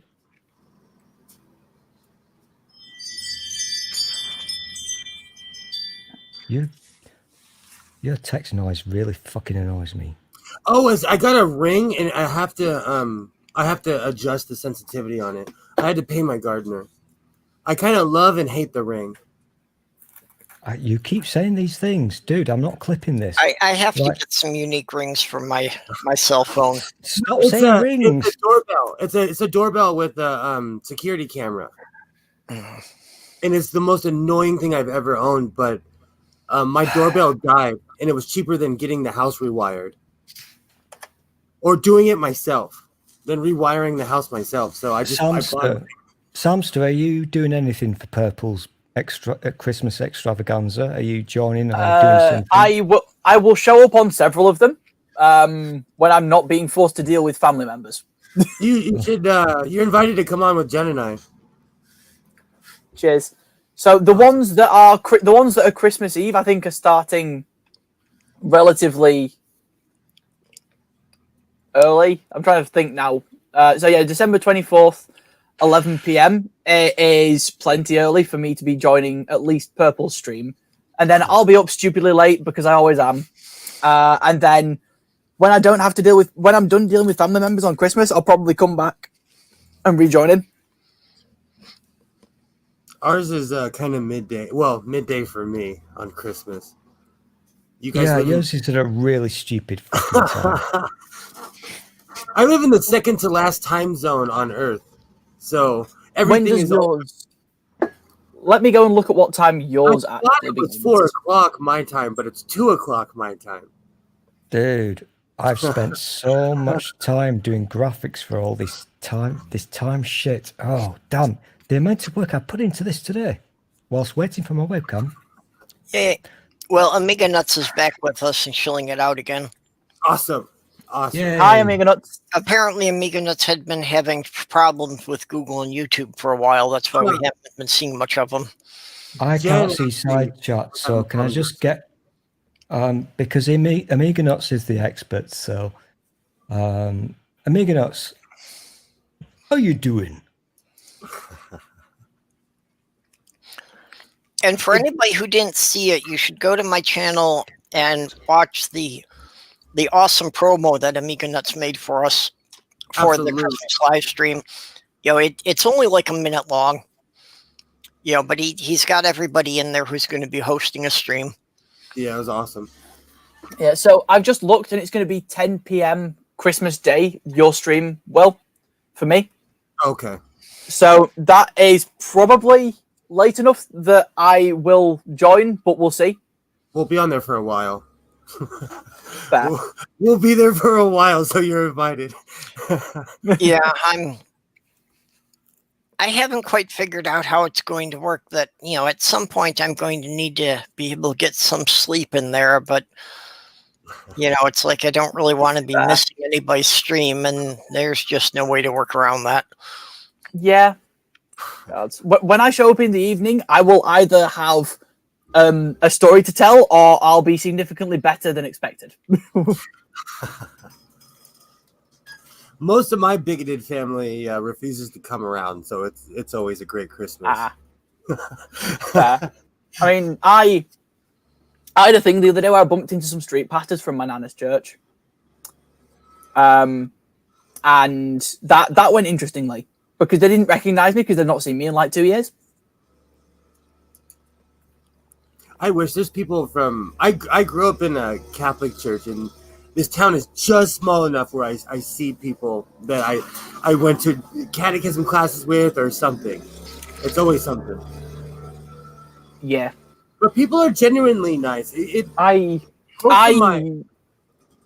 think they all mean well, even if they're sometimes a dick about it. True. Well, that's the problem I have dealing with my family. Is not that there's any kind of hostility or animosities. It's that they're sincerely trying to help, but they have absolutely no concept of what I value. I know how that Oh, goes. yeah. That's, You know. I expect that will be a similar thing where some of them won't talk to me, some of them will try and help, but not. Yeah, well, you know, and some of them you have that problem of their idea of trying to help is bringing you back into the church. Yep. And for a lot of them, that's going to be it. My mom, every time I leave her presence, she still says, "God bless, may God go with you." Anytime I unless it's in like a work setting, but she always, I call it the Jesus jab. She always has to say something, you know. See, I've started ending my conversation with Christians. May your God bless you. I'm gonna steal that because I don't know what to say to my mom because I'm not trying to be rude to her at all. But I'm kind of like, because I mean, granted, I genuinely believe in their God, just not as described by them. And so it honestly, it's a bit of a backhanded compliment from me because I believe that Yahweh is a trickster God. Yeah. But none of them know it, and it keeps them happy, so I'll keep going. That's fun. That's fun. That sounds like fun. For the season, I tend to throw people off because, you know, the greeting that I've generally settled on is Godjul, which actually has nothing to do with the Bible God. It's a traditional Scandinavian greeting. Yep. It's just the way it's pronounced. It actually is Good Yule, but the way they pronounce it, it sounds like there's only one O. You know, even as an atheist, I still say, "Oh my God, God." I'll say, "Oh my gods." I tend to go with oh my gods, or for the sake of the gods, or anything like that. I started saying by the Lords of Kobol, but I stole that from Battlestar Galactica. I flat out stole that from Battlestar Galactica. Yeah, for me at this point, it's pretty much reflexive that anytime somebody says, "Oh God," I say, "Which one?" Same. I'm guilty of that, and it will upset a family member. Yeah, that's a See, holdover from my pagan days. That's why I keep my mouth shut, because half the people in my family don't even know what they believe. And if you make them justify it, they'll just get mad at you and hurl an insult. Because they haven't read the book. They haven't read the book that they're trying to hit me in the head with. I find it really fun to take the book they're trying to hit me on the head with and use it to dissect their internal beliefs. Absolutely. Because I know Hebrew better than most of my family members. That's like me and Romans. I'll come in with Romans just to fight people. And it's fantastic because I had to explain to someone the other day that actually in ancient Israel there was no concept of homosexuality to be against. I just had this conversation. It goes all the way up to they were talking about I heard someone say that King David had a lover, and it's in the Bible. You just need to read it properly. And I'm like, yeah, that makes sense, because they like you just said, they had no concept of what, they had no shame like what we have now. Yeah, and when they quote Leviticus at me, I quote a more accurate Hebrew translation back to them, and they don't like it. I thought it was meant to that's not something I've looked into, but I thought it was meant more to not lay with animals. So the actual Hebrew word has 3 distinct meanings. Male in certain contexts, but not most. Boy in most contexts. And in a couple of weird edge cases, rooster. What, poor rooster.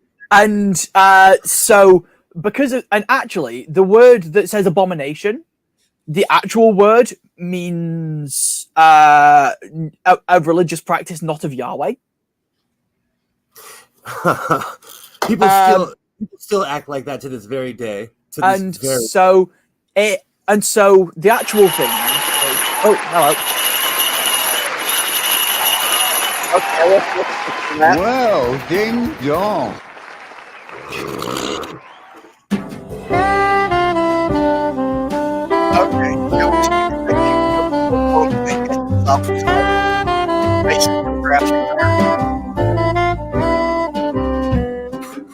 That's quite nice, actually. I like that. Yeah. Do you know when I hear? Oh, you're killing me. When I hear ding dong, I think of Katya and Trixie Mattel. See, when I hear ding dong, I think of Margaret Thatcher. They also still, we cannot hear a word you're saying. Yeah, still you're muted. Now you're doing it on purpose. Now you are just doing this on purpose. Well, it's such an absolute pain to get audio from one place to another in Windows. Yeah. Yeah, when you're changing the audio, around Windows screws it up. The question that I was doing in sign language was, did you actually hear that? Yeah. Yeah, your promo, we heard all the music and everything. Oh, it was loud too. Yep. Yeah, it was very loud. Okay. Yep. I've no way to know this. Yep. Yes, it was heard. It should not have been loud. It was a bit louder than it needed to be. It wasn't obscenely loud, but it was an octave or two, I'll work on this. There's literally no way to monitor it with this setup anyway. No, that's like with this microphone over here. I can't gauge until I actually hear myself. And YouTube fucks it all up anyway. YouTube can never keep the audio levels consistent between segments. Nah. This is true because I fall asleep to YouTube and I have been jolted awake by commercials, or just it flips to something else and it's 10 times as loud. Yep. It's infuriating. That happens to me all the time because I tend to have it run playlists when I'm, laying in bed because I'm only sleeping half the time, so I want something to listen to. Me too. I need something to fall asleep to. Or I'll just start contemplating life. Yeah, I need something to listen to. Otherwise, I start getting really grumpy Give me 1 quick because second. I dislike not having an audio stim at night. Well, see, I don't really sleep very well. It's like I sleep in cycles. I sleep for like an hour, hour and a half, and then I lie there awake for an hour trying to fall asleep again.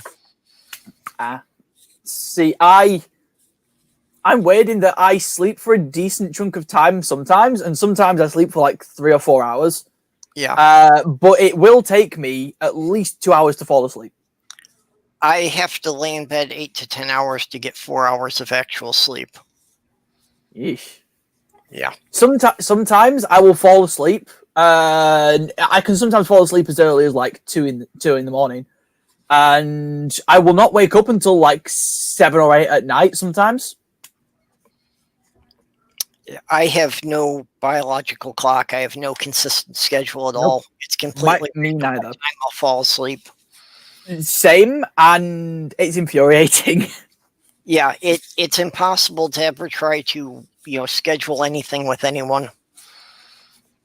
I can force myself to be awake. I just might be grumpy if I've not had the chance to sleep. That's what I generally wind up having to do, and that's why I have a reputation for not being the most pleasant person, because if you try to line things up with me on more than 3 different days, it is inevitable that at least one of them I'm going to be barely trying to stay awake and operating in zombie mode, so I'm not going to be in a good mood. Oh yeah, that's Well, thing. ding dong. I'm a different person with lack of sleep. I'm a much ruder person. I have way less patience. Way less.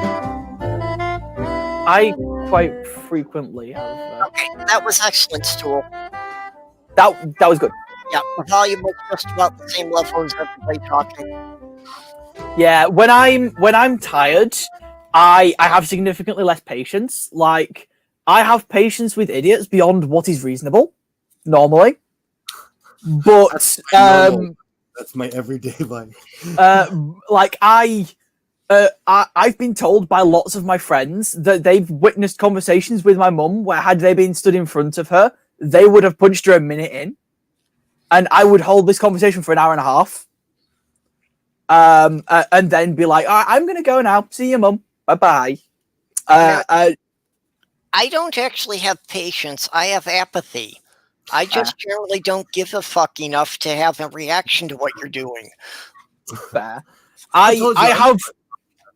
have patience up until I'm tired, and when I'm tired or hungry, my patience snaps, and if people can't pay attention to what they're being told or can't actually listen, then it's... Now, see, for me, apathy is the default setting. You have to give me a reason to care.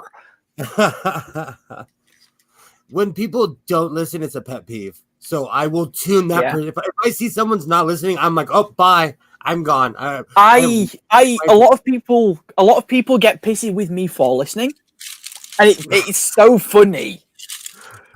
Because one of several things might happen. I might be listening and taking in the information the person is giving me, and because of that, my face looks like this. And they're telling me a really irritating story, and I'm processing it internally, so I don't express. And they get really pissed off at me for not being pissed off. Yeah. Or I will express that I'm not pissed off with someone they're pissed off with, because I can understand where the person's coming from because I've had a conversation with them and listened to them, and that gets me yelled at. And then other people will get really pissy because they'll think I'm trying to lie to them because I listen to the words they say and don't formulate an automatic response before they finish speaking. That's a very autistic processing. And so everyone assumes I'm lying constantly. Yep. You know, it's really funny. My son has autism and he can't lie. I struggle to lie, so I just have to be very creative about the truth. I have to teach him about excessive honesty. Like, it's okay to not tell everybody everything. It's okay. Yeah, it is, and I had to learn that, and I've had to learn when to shut up sometimes. I've had to learn that too. I'm an overshare myself. Yeah. I've had to learn that. Actually, I have worked on that over the years, and I've worked it into a very effective mechanism against my family. I'm very good at. Well, they realize I will provide them with an honest answer to any question they ask me. And this has really deterred them from asking me anything about my personal life for the last 25 years. I'm like, it works. I do that. I have the same policy. I will tell them in detail what I did. I've learned that I have up to this point had to be very careful what I say, but I've reached a point now where I can't offend my dad, and the rest of the family members, it doesn't matter now. So I have two methods of dealing with it. Like you guys, excessive honesty. Like you want to ask me about my partners, I will tell you in detail the fact that I have two non-binary partners, and you're not going to like that. To most of my family members. The biggest one for me was I never played that game with the pronouns.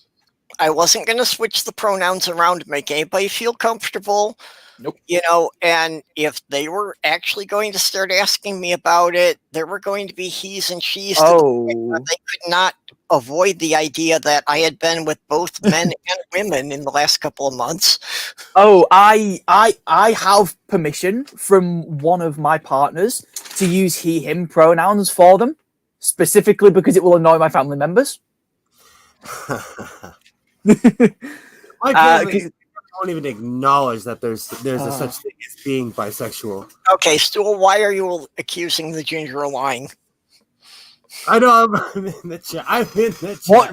What did I do now? I'm trying to be polite and not be all up in the chat while we're on stream. Still, we can't hear you again. Yeah, I can read lips though. Not tonight. Yeah, your promo thing sounded fine, but apparently you're having troubles getting your mic back. No, I'm fine. I just keep there you are. getting to do a very simple thing. No, I know what you mean. I have the same problem that I wind up getting it messed up when I have to switch my speakers between the other room.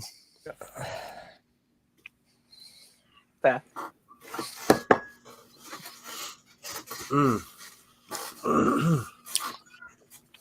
I'm actually excited for Christmas this year. I'm actually excited. It doesn't feel like Christmas. Not at all. Not that it doesn't. I'm just excited that I don't have to hang out with anybody that I don't want to. Well, we did our little party for the solstice. Was just Sloth Girl, her son, and I. Awesome. Nice. So for me, the big holiday's already done with. My solstice was spent hiding from humanity and then disappearing off into the woods with my ritual knife and candle to do a ritual. Awesome. My family, it's a tradition that we come together on the 24th. So every year we come together and celebrate Christmas on the 24th. Fair. So it'll be over tomorrow, and I'm ready to be done with it. I'm ready to be completely done with it. One of my friends is Polish, and in Poland they celebrate Christmas on the 24th every year, and so their family are always really confused when I say that Christmas is on the 25th. I always considered I got two Christmases because I got gifts on the 24th and the 25th. I love it. At least when I was a kid. Yeah. I used to get presents on the 24th, 25th, and 26th from various family members. It was, but besides that, I can't stand Christmas. I spent 10 years alone. So I think Christmas is a complete and made up holiday, but Oh yeah, as far as I'm concerned, it's a big societal shit. Yeah, and it's just a sell crap. But this is going to be a great year. I don't have to hang out with any douchebags. It's going to be awesome.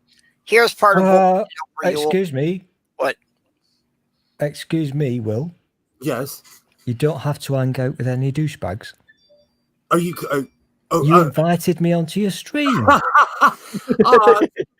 I put you above douchebags. You're in that What? category above douchebag. I'm trying to think of one right now. I've literally no idea what that level could be called, but Assholes. I'll go Aside for from that. the games, You and I sang Ebony and Ivory. I here's part of know, shush. So we're good, Stu. We're good. No, we don't mention that. What happens in Vegas stays in Vegas, my friend. I opened up one of the Lego Beatles mosaics. Oh, that's Nice. So we made John Lennon. Oh, that's pretty cool. That's awesome. I'll tell you what, one of the best. I'm a big fan of the Beatles, obviously, because I'm old. Sam, the Beatles were a popular group in the 1960s. They had guitars, and people danced and sang to them. You say that like I wouldn't know who the Beatles are. And when I'm having a bad day, I put a certain album on and listen to it from the first song to the last. I'm a huge fan of the Beatles, and one of the best things was in 2012 Olympics in the UK, and there was a wonderful moment when they showed on the big fuck-off screens in Wembley Stadium John Lennon singing Imagine, and it was super duper high-resed and titified and restored and what have you. It was glorious. Yeah. Yep. And the crowd went wild. And then they all decided that they hated brown people. Well, and for me, part of That is... I recall 2012, so yes, I remember that. part of the solstice tradition is rather than doing the traditional big feast thing, I like to just do it of just doing all-night appetizers. Ooh, nice. So I'm hungry. basically, we just stay up all night snacking on appetizers and playing games. I just got stoned as fuck and ate a shit ton of tortilla chips. Yep. You know, it's funny, Purple. We do that every New Year's. We just finger foods all night long. And we got a cheesecake in the background there, so don't tell the Ooh. Australians. Oh, you're Yay. making me hungry. That was food porn. Well, yeah, and that's why, yesterday I was having the holiday hangover. I hadn't had any alcohol at all, but just too much rich food in one day. Absolutely. I've whilst I was waiting, you'll laugh at this and think I'm a really sad, pathetic little hermit. But whilst I was waiting for my delivery from the Amazon people, I found a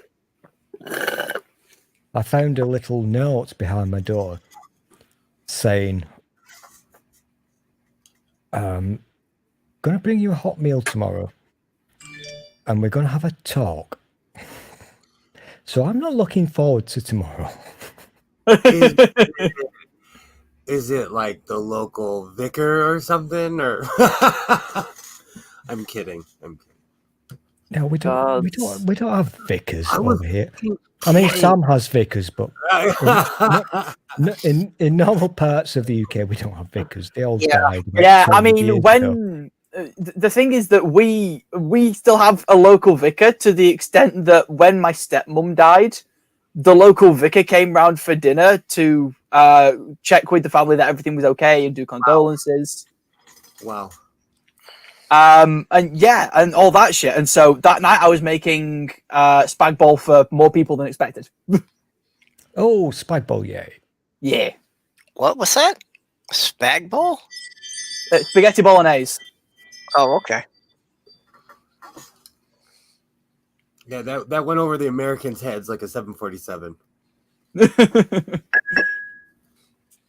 God. 747s were old planes that people used to fly in. Sorry. God, sweat still's rubbing off on you. Now that we live in the future. Usually I'm the youngest one in the crowd. So I'm just excited that I'm not the young one. every so often, I'll be in like when we're in the like just the Streamlabs bit before Streamyards bit, sorry, before we start. Every so often, someone will go, "Oh, I'm the youngest here," and then I'll be like, because normally the person's like 28, 29, going, "Hey, I'm the youngest person here." You know, It's I like, was on YouTube for like 2 years. That Lavender Lady was the only one that I had met who was older than I am, and half the people I was dealing with were younger than my stepdaughters. Oh wow. fair. I frequently am in a position where it's like, right, everyone has to remember that I'm young enough to be Neil's grandchild. Yep. Technically, you're young enough to be mine too, but since my oldest one's a lesbian, that's not going to happen. I'm just Not old. expecting any grandchildren from that branch. I'm so old that they play Nirvana on the oldie station by my house, which is offensive. Nirvana. That's Yes, new. That's relatively new shit. It's offensive when it's on the oldies. When it's on the oldies, I heard it on the oldies station, and I See, I was confused when they had. I was confused the other day when they had Billy Joel on the oldies station. I have a thing. If you can remember it, it's not old. I mean, the thing is that my dad was a sound technician for like, what was it, 10 years or some shit. So I get a lot of my taste in music from him. I think there's always good there's always a place for modern music, and the thing that I'm really into at the moment, which I've tweeted about, is a popular little ditty called "Boris is a Cunt." Hey, that one's good. I like that one. I love that song. That one's good. I think it's about number 20 now in the hit parade. You don't know what the hit parade is, do you, Sam? Oh, I was about to say I know what I know. I have an idea. Yesterday, I caught that bit on Twitter of Boris Johnson saying that if your mates want you to go out to the pub, you should tell them to fuck off. Yeah, some of my favorite things for are when like you get Boris or whoever, and you get a bunch of clips of them that's put together to make them say ridiculous shit. Didn't Stormy's say F Boris a bunch of times in his song? Possibly. In I saw a thing the other day that was very British in that I've not found a single British person who could understand it. Now I have to look that song up because the song starts off with saying "F the government, F Boris." Fair. Stormy. Is that referring to me there, Ola? Because I guess technically I'm old enough to drive, but I don't have a driving license, so driving is excessively expensive here, especially for younger people. Oh, what's involved with it? So if I wanted to get a license on a car, in order once I've passed my driving test, if I wanted to get a license to be able to drive a given car, it's going to be at least $1,500. And then insurance on the car is going to be at least twice as expensive as for anyone else because I'm a new driver and I'm assigned male at birth.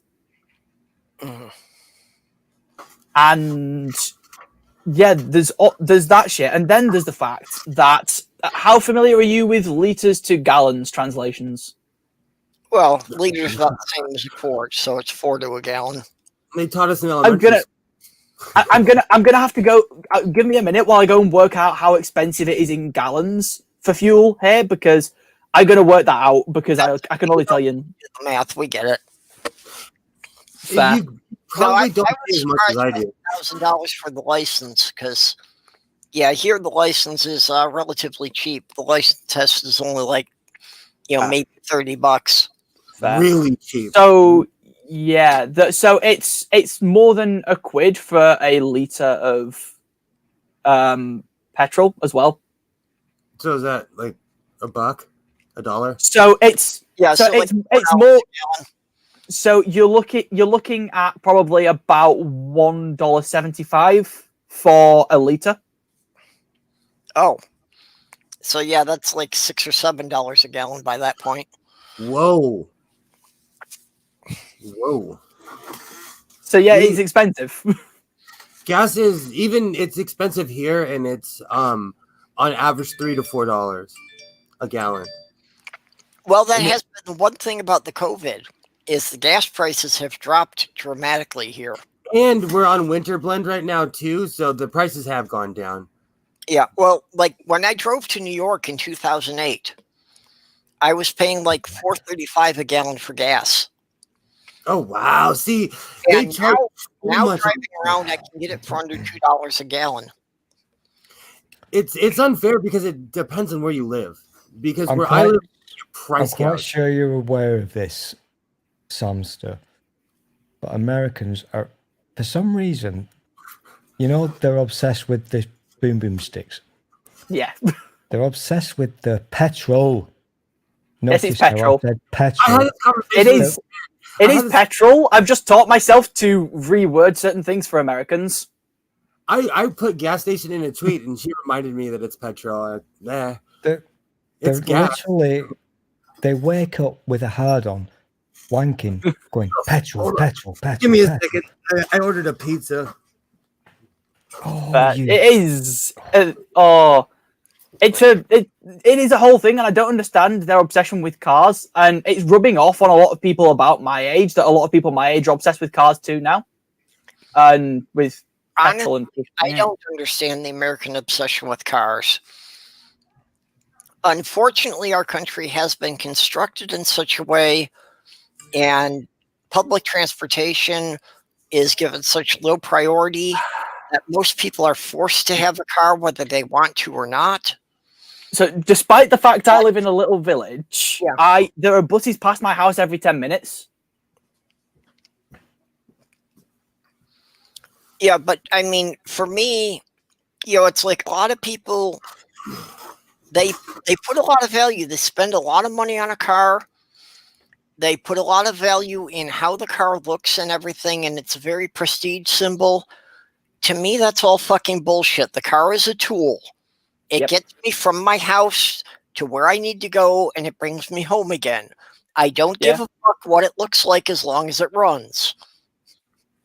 It's like There's a that here. huge obsession with the price of gasoline, as if that's the most important thing in the world. Well, it's Well, in the real world, nobody actually gives a shit. Well, It's in one of No, I mean, everybody has to drive. exactly. That's the thing. having been Becomes a around, significant amount of the budget, and also because of that, the people in the media have pushed it on us for decades that this is a key economic indicator, and that you can judge everything about the health of the country based on how much you're paying for gas. By the price of that's that. See, having been around Europe a fair bit, it's not a thing. thing. I do a lot of and I'm driving. agreeing with you that they've made it to be much more than what it really is. But I do. since Yeah. the 70s, that has been the I obsession. mean, also the fact that the world is shifting towards electric cars now. It depends on where you live, though, because in California we have a bunch of plugs for electric cars. You can literally park your car and get it charged. You go to other states, it's not like that. So But are they 3-pin plugs? with Yeah. an electronic border too. Around here, electric cars are really very rare. Yeah. There's some of the hybrid ones. I have not known anyone who has owned an all-electric car. Is there a charging station by your house, Purple? So, Well, not for my building. I know there's a couple of them around town, but they're not at all common.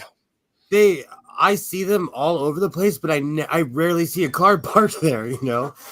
So it's I think the thing is that here If car companies want to be able to keep selling cars in the UK for more than another 15 years, they're going to have to up the electric car game, because the scheme that they're running at the moment, they want to ban the sale of any car that isn't completely electric by 2035. They're doing that here too in California. I didn't know what their cutoff date was, but I'd heard about that. They're doing that here. Yeah. And they're pushing for hybrids now, but the actual ruling is that in 2035 they want to not even be allowed to sell hybrid cars. Yep. Wow. Well, and for the US, California is going to decide it all, because that's what's happened before with vehicle emissions and with fuel standards, that, California decided it first. Yep. And then just because the car companies, they have to sell the cars in the California market, Because then all car companies have to comply with whatever California puts down. Yeah, everybody drives here. Like you can't function without a car. You have to have a car if you live here. And because of that forces all the manufacturers to go by California law, regardless of where the cars are going to be sold. Because people will spend their entire paycheck for a car. So it's not that people won't buy cars here. It's just they just have to be affordable and fuel efficient. That's useful, I guess, at least. I mean, here, most people around my age don't have cars. I mean, my cousin does, but her dad is fucking rich, so... Yeah, we have a virtual bar fight going on in the side chat. I saw that. I noticed, and I was just like, I'm not going to comment on it. I just want to watch it play out. Is there no way we can kick those people out? Because I don't like them. I think they smell. Yeah, I think that Nerdy Rodent broke a bottle on Orla. Yeah, I saw it. It actually made me think of the Family Guy. I honestly think they smell of oysters. Oh, that's mean. Oysters reek. That's mean. You can say like old wet corn, old shucks, old wet corn shucks. Yeah, that smells pretty bad. There are definitely some issues with electric cars, like Orla's. Oh yeah.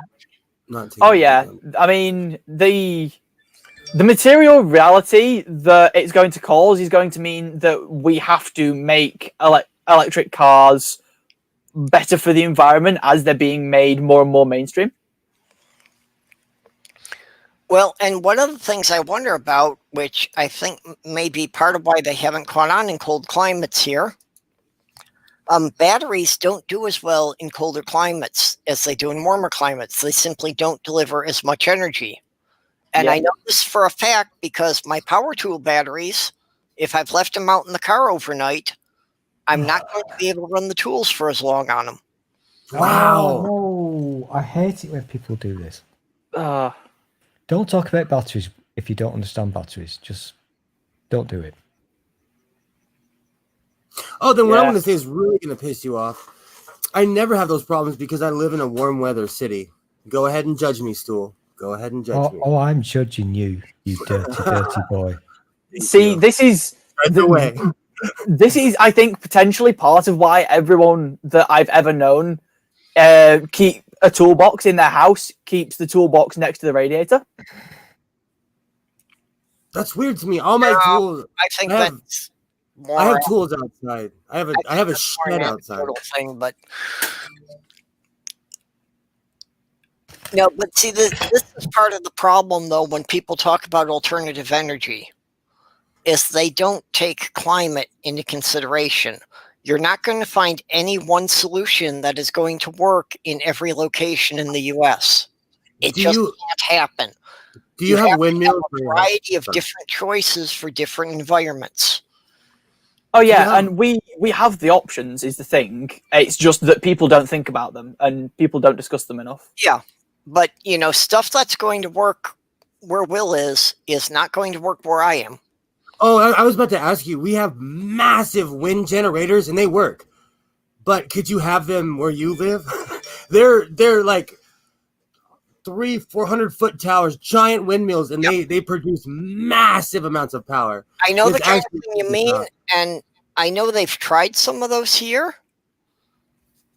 I haven't heard of them being any great successes. The thing with wind farms, you have to wonder about with the wind generators is, do they have a problem with ice building up on the blades, which could, unbalance them? So where I live, they have them out in the middle of the Mojave Desert. Like if you're driving towards Las Vegas, you would see them. Yeah. And I don't think that's an issue because of the weather. It's genuinely like you get the varying temperatures because of the desert, but it's hot in the Mojave Desert always. Yeah, you're not getting ice the falling on them. Yeah. the other thing is that coastal wind farms tend to do quite well. I could see that. I could definitely see that. Partially because of high winds and partially because there's so much salt content, you don't get snow. We get a lot of them. That's the only reason I promote those things is because they seem like they're actually helping. Oh yeah, Because they are. We have them all the way here to Vegas, and Vegas has them too. Here's the thing with wind farms. I cannot get my head around them because why do we need more wind? I love the plan. I know what you're saying. They are really useful, and people complain they're an eye blight, and to some extent, yeah. It depends if you live where they're putting them up. Because I drive by them, I'm like, oh, they're beautiful, but I don't live in that area, so I drive by them and I'm like, oh, that's beautiful. Oh yeah, like I live in view of multiple wind farms. Are you waving to get attention, Stool, or are you waving to wave? Science. Are you doing your wind Okay. farm? And so yeah, and they are actually really effective, and they're effective to the point that the whole of the UK, if we did more wind farms and solar panels, could probably get off fossil fuels mostly, not entirely, but mostly. I think that would not be effective at all in the UK. No, but if we could build an electric generator powered by sarcasm, YouTube would actually generate more power than it would consume. Oh, you reckon? Yeah. Maybe. Not sure about that one. Yeah, and the thing is that they function, and we do only have so long left. I personally quite like, in concept, Dyson swarms. Mm-hmm. Especially if you can put a Dyson swarm at the Lagrange point between the sun and the Earth. But Okay. The problem with that, though, is how do you transmit the energy from space down to the ground on Earth, where people are going to need to use it? And I've seen several solutions proposed for that, but I don't know enough about any of them to propose one personally. Yeah, I haven't seen any solutions proposed that seemed practical without being very dangerous. Yeah, I mean, I've heard the suggestion be that whatever our solution is, transfer it to the moon and then transfer it from the moon to the Earth. Thank you, Ox. I had it re-dyed.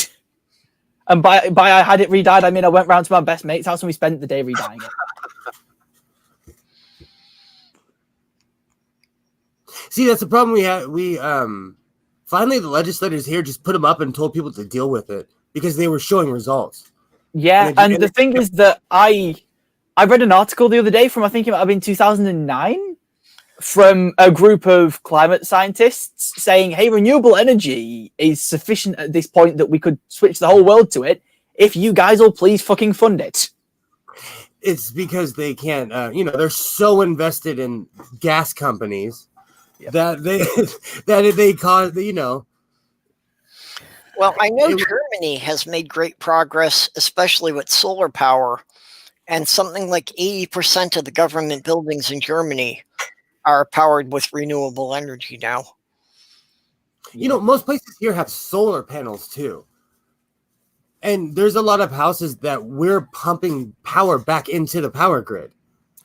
Yeah, and in places like Florida, and off the top of my head, where I know it's sunny a lot, that's gonna function.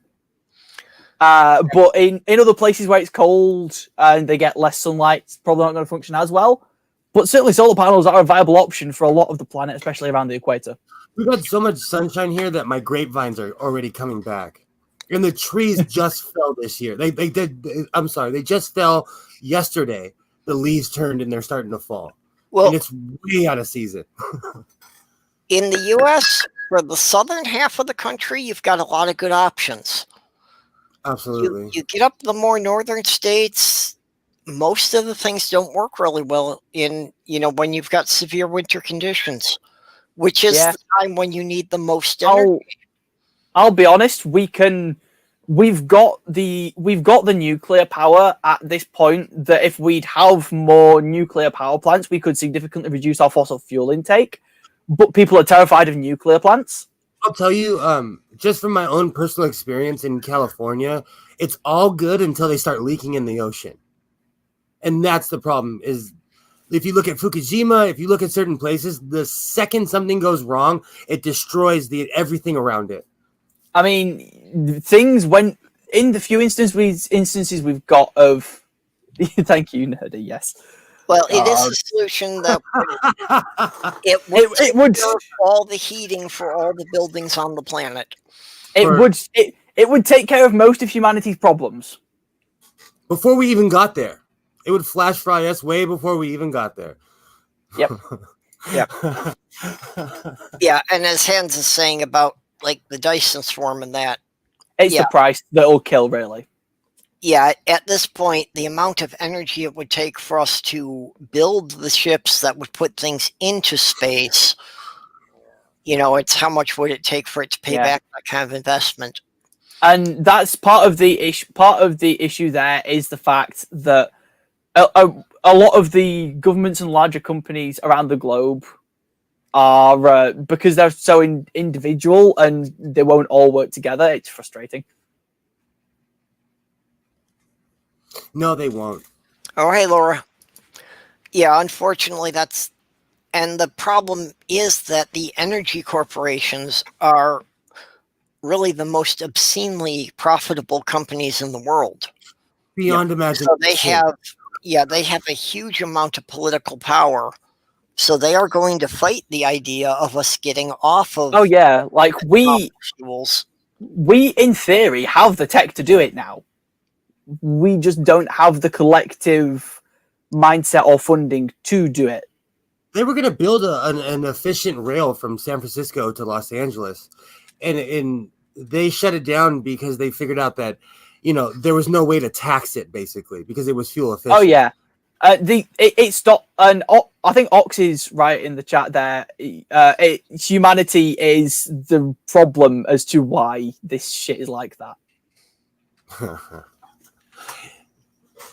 The problem is that, some people live in the future and we have to drag the rest of humanity behind us. Even on small things like just being nice to people and not utterly and completely treating people like crap when you meet them, That would be a good start. Okay, the problem that you're going to run into with any kind of power, is going to be where I am, up where we've got the severe winters, that we've only got like 8 or 9 hours. Actually, right now we only have 8 hours of daylight a day, and it's at a very low angle, so the solar's not very good. The wind power, the machines ice up in blizzards, and it will unbalance the blades, and they will literally shake themselves apart. So it's hard to find a good solution in severe winter climates. Windmill cancer. Windmill cancer? What?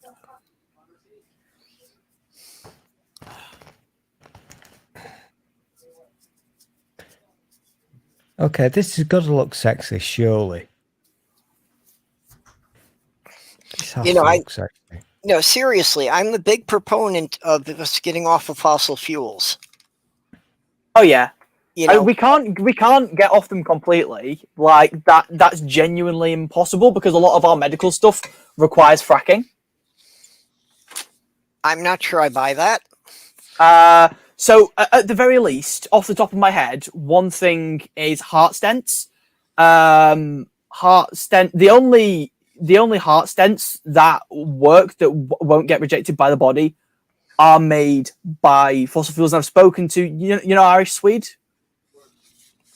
who I has know him. his. I haven't really talked to him personally. So his heart stent, he tried to get one that wasn't made with fossil fuels and he couldn't. They didn't make them that wouldn't be rejected by his body. Okay, Because all of our bioplastics get rejected by our bodies. okay, fossil fuels is one thing. Fracking is a separate thing. So I think because we use fossil fuels in fracking is why I'm saying we can't go completely off it, but we can by and large get off it. Okay. Well, I'm just saying that, yeah, I can see some need for the fossil fuels. I don't think we need fracking because that's causing a lot of problems that they don't know how to deal with. And earthquakes where people have never had earthquakes. And flammable tap water. Oh, I couldn't imagine. Yeah. I couldn't imagine. And Yeah. The thing is that here, and I am genuinely shocked by how many Americans it freaks out that I just drink tap water. Well, it depends on where you live. I can drink the tap water here. Like, especially in Texas. I grew up drinking tap water. We'd refill the bottle and put it in the fridge. That was before fancy bottled water. God, I'm old. Yeah. I'm just old.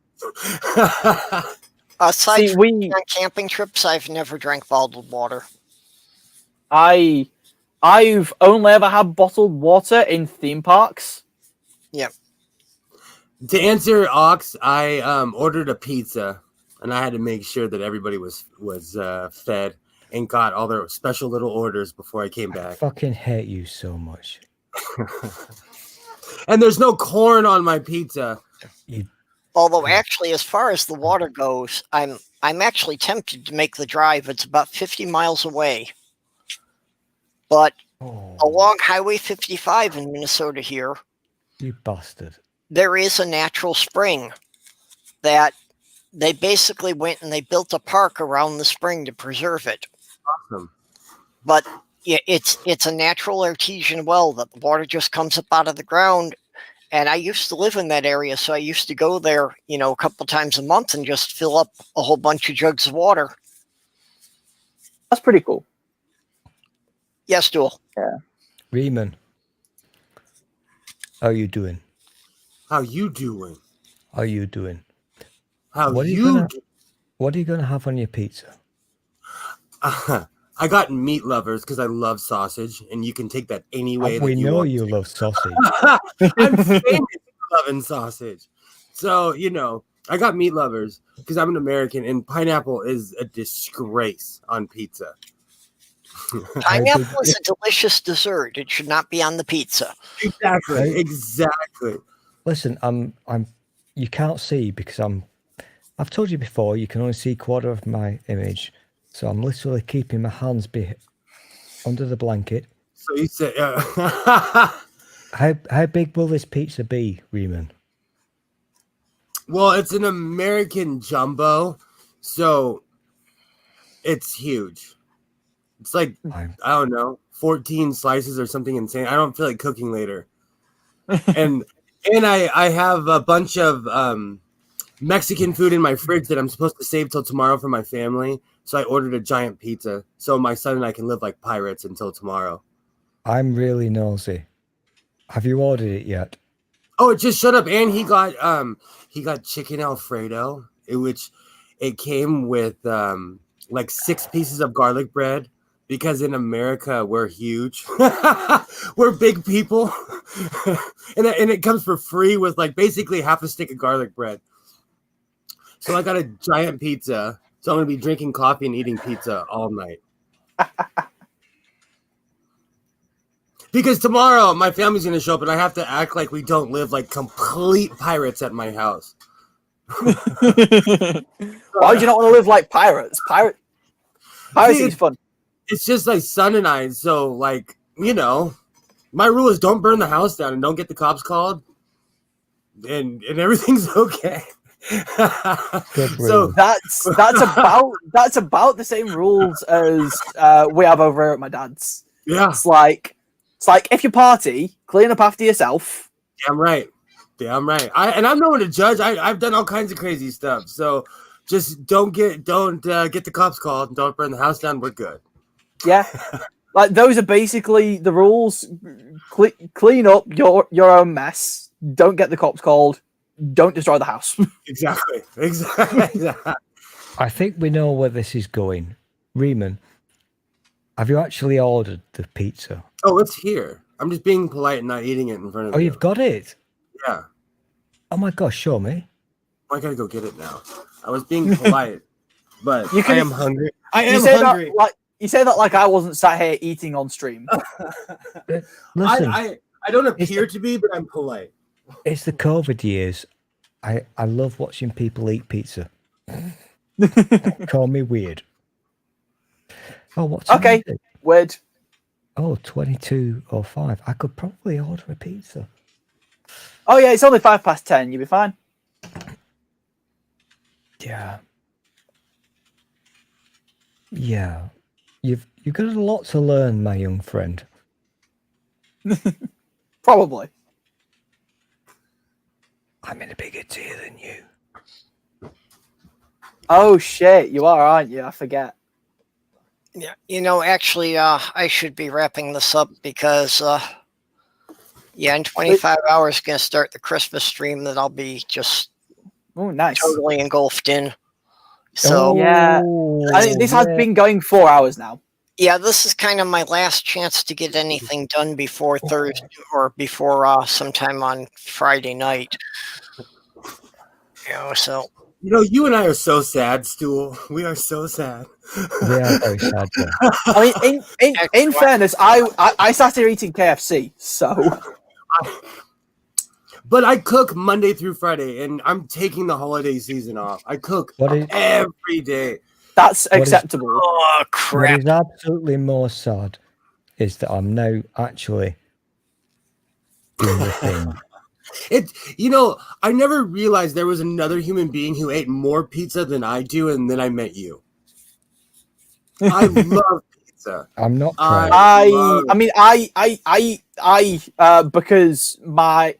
Because of home factors, I tend to end up eating pizza at least 3 times a week. I've gone to the point of making my own. Yeah, I do that sometimes when I can be asked. But like, I have severe burnout to the point where sometimes cooking is hard. My dad has work and sort of burnout at the same time. My stepmom relatively recently died, so she can't do anything to help. And there's 2 kids in the house. This is my new porn. I literally look at the delivery pizza people. I love the pictures. I don't think I've ever eaten on stream before. I need to change. I need to get one of those avatars where I can hide myself. That's fair. I only hide myself because I despise the way I look when I eat. Okay, I am going to wrap this up here. So does anybody have anything they want to plug before we go? Obviously, of course, starting tomorrow evening, we're going to have the Christmas stream. I'm so excited. I at some point next week, before the new year, I'm gonna have a video out one way or another. And the only other thing I would shill is my artist I have for my videos is doing commissions. So if on any of my videos, their social media is in the links below my videos, or if you want to message me, I can put you in touch with them if any of you want anything commissioning. Awesome. Well, actually, I do need some artwork for my channel now that I have the paid version of StreamYards. I need some backgrounds and banners. Unfortunately, I'm not really in a position to pay anyone to do it. Fair. I mean, you can always send them a DM on Twitter to try and chat to them a bit. Yeah, send me their Twitter information in the Twitter group or something. Yeah. See if I can work something out, or like I say, at this point, I just I've been having a pretty good run with the COVID because my online Lego business was going well, but I knew that was going to be a temporary thing because mostly I was selling off old stock. So as my stock is starting to dwindle, I'm not going to have many orders coming in anymore. I knew that was going to dry up over time, and it's starting to happen. And of course, now that Christmas is over, people just aren't buying as many toys. Very much For so. the next couple of months, I expect to be kind of lean for me. Yeah. Probably until I can get the vaccine and go back to my normal work again. So, okay, I just dropped the link for the Xmas stream kickoff. Awesome. That will be starting 25 hours from now. And Oh, crap. people can go and look at the description on that, and it has the times and links for all of the other ones. Yeah, I've had the link for that video. I've had the link for that video open for several days straight. Now just sat there on a tab. Okay. So you're the one why it keeps saying one waiting every I time. was just about to say the same thing. We solved the mystery. Yeah, because every time I open it up to get the link for somebody, I see it says one waiting. I wondered who it was. I wondered who Yeah. the one were. It currently says 3 waiting. Oh, Yeah, I've got it opened in another tab just so I could copy the link off. Permission to speak, please. Okay, what's up, Stool? You gave me strict orders that I had to edit my upcoming stream to promote the next following stream. Yeah. It doesn't work. Doesn't work. It just redirects me to your channel where you're saying something about somebody else. This will mess me up because this will mess my fucking stream up. Now get your act together. Seriously, get your act together. Pull your pants up, Purple. Be a big boy. Give me the proper link. Wait, who wears pants? We're YouTubers. No, that. Okay, no, I see what you mean, Stool. That is the proper link. Hillel Finder is going to be hosting it on my channel. He does not have his own channel set up. Okay. Okay. I retract my shenanigans then. Yeah, I see the confusion now. Yep. Okay. Yeah, he has not put out any videos or live stream before, but he's a regular on the movie night panel and said that he would host a slot. awesome. He would appreciate some people being in there to help him out. Like I say, he I'll hasn't be there. before, I'll so absolutely be there because I walked him through follows- how to run the StreamYards. you know what? I find this really difficult because I'm awesome, but I will also look after people who are little. So, And we appreciate that. We appreciate that you are going to help the rookies along.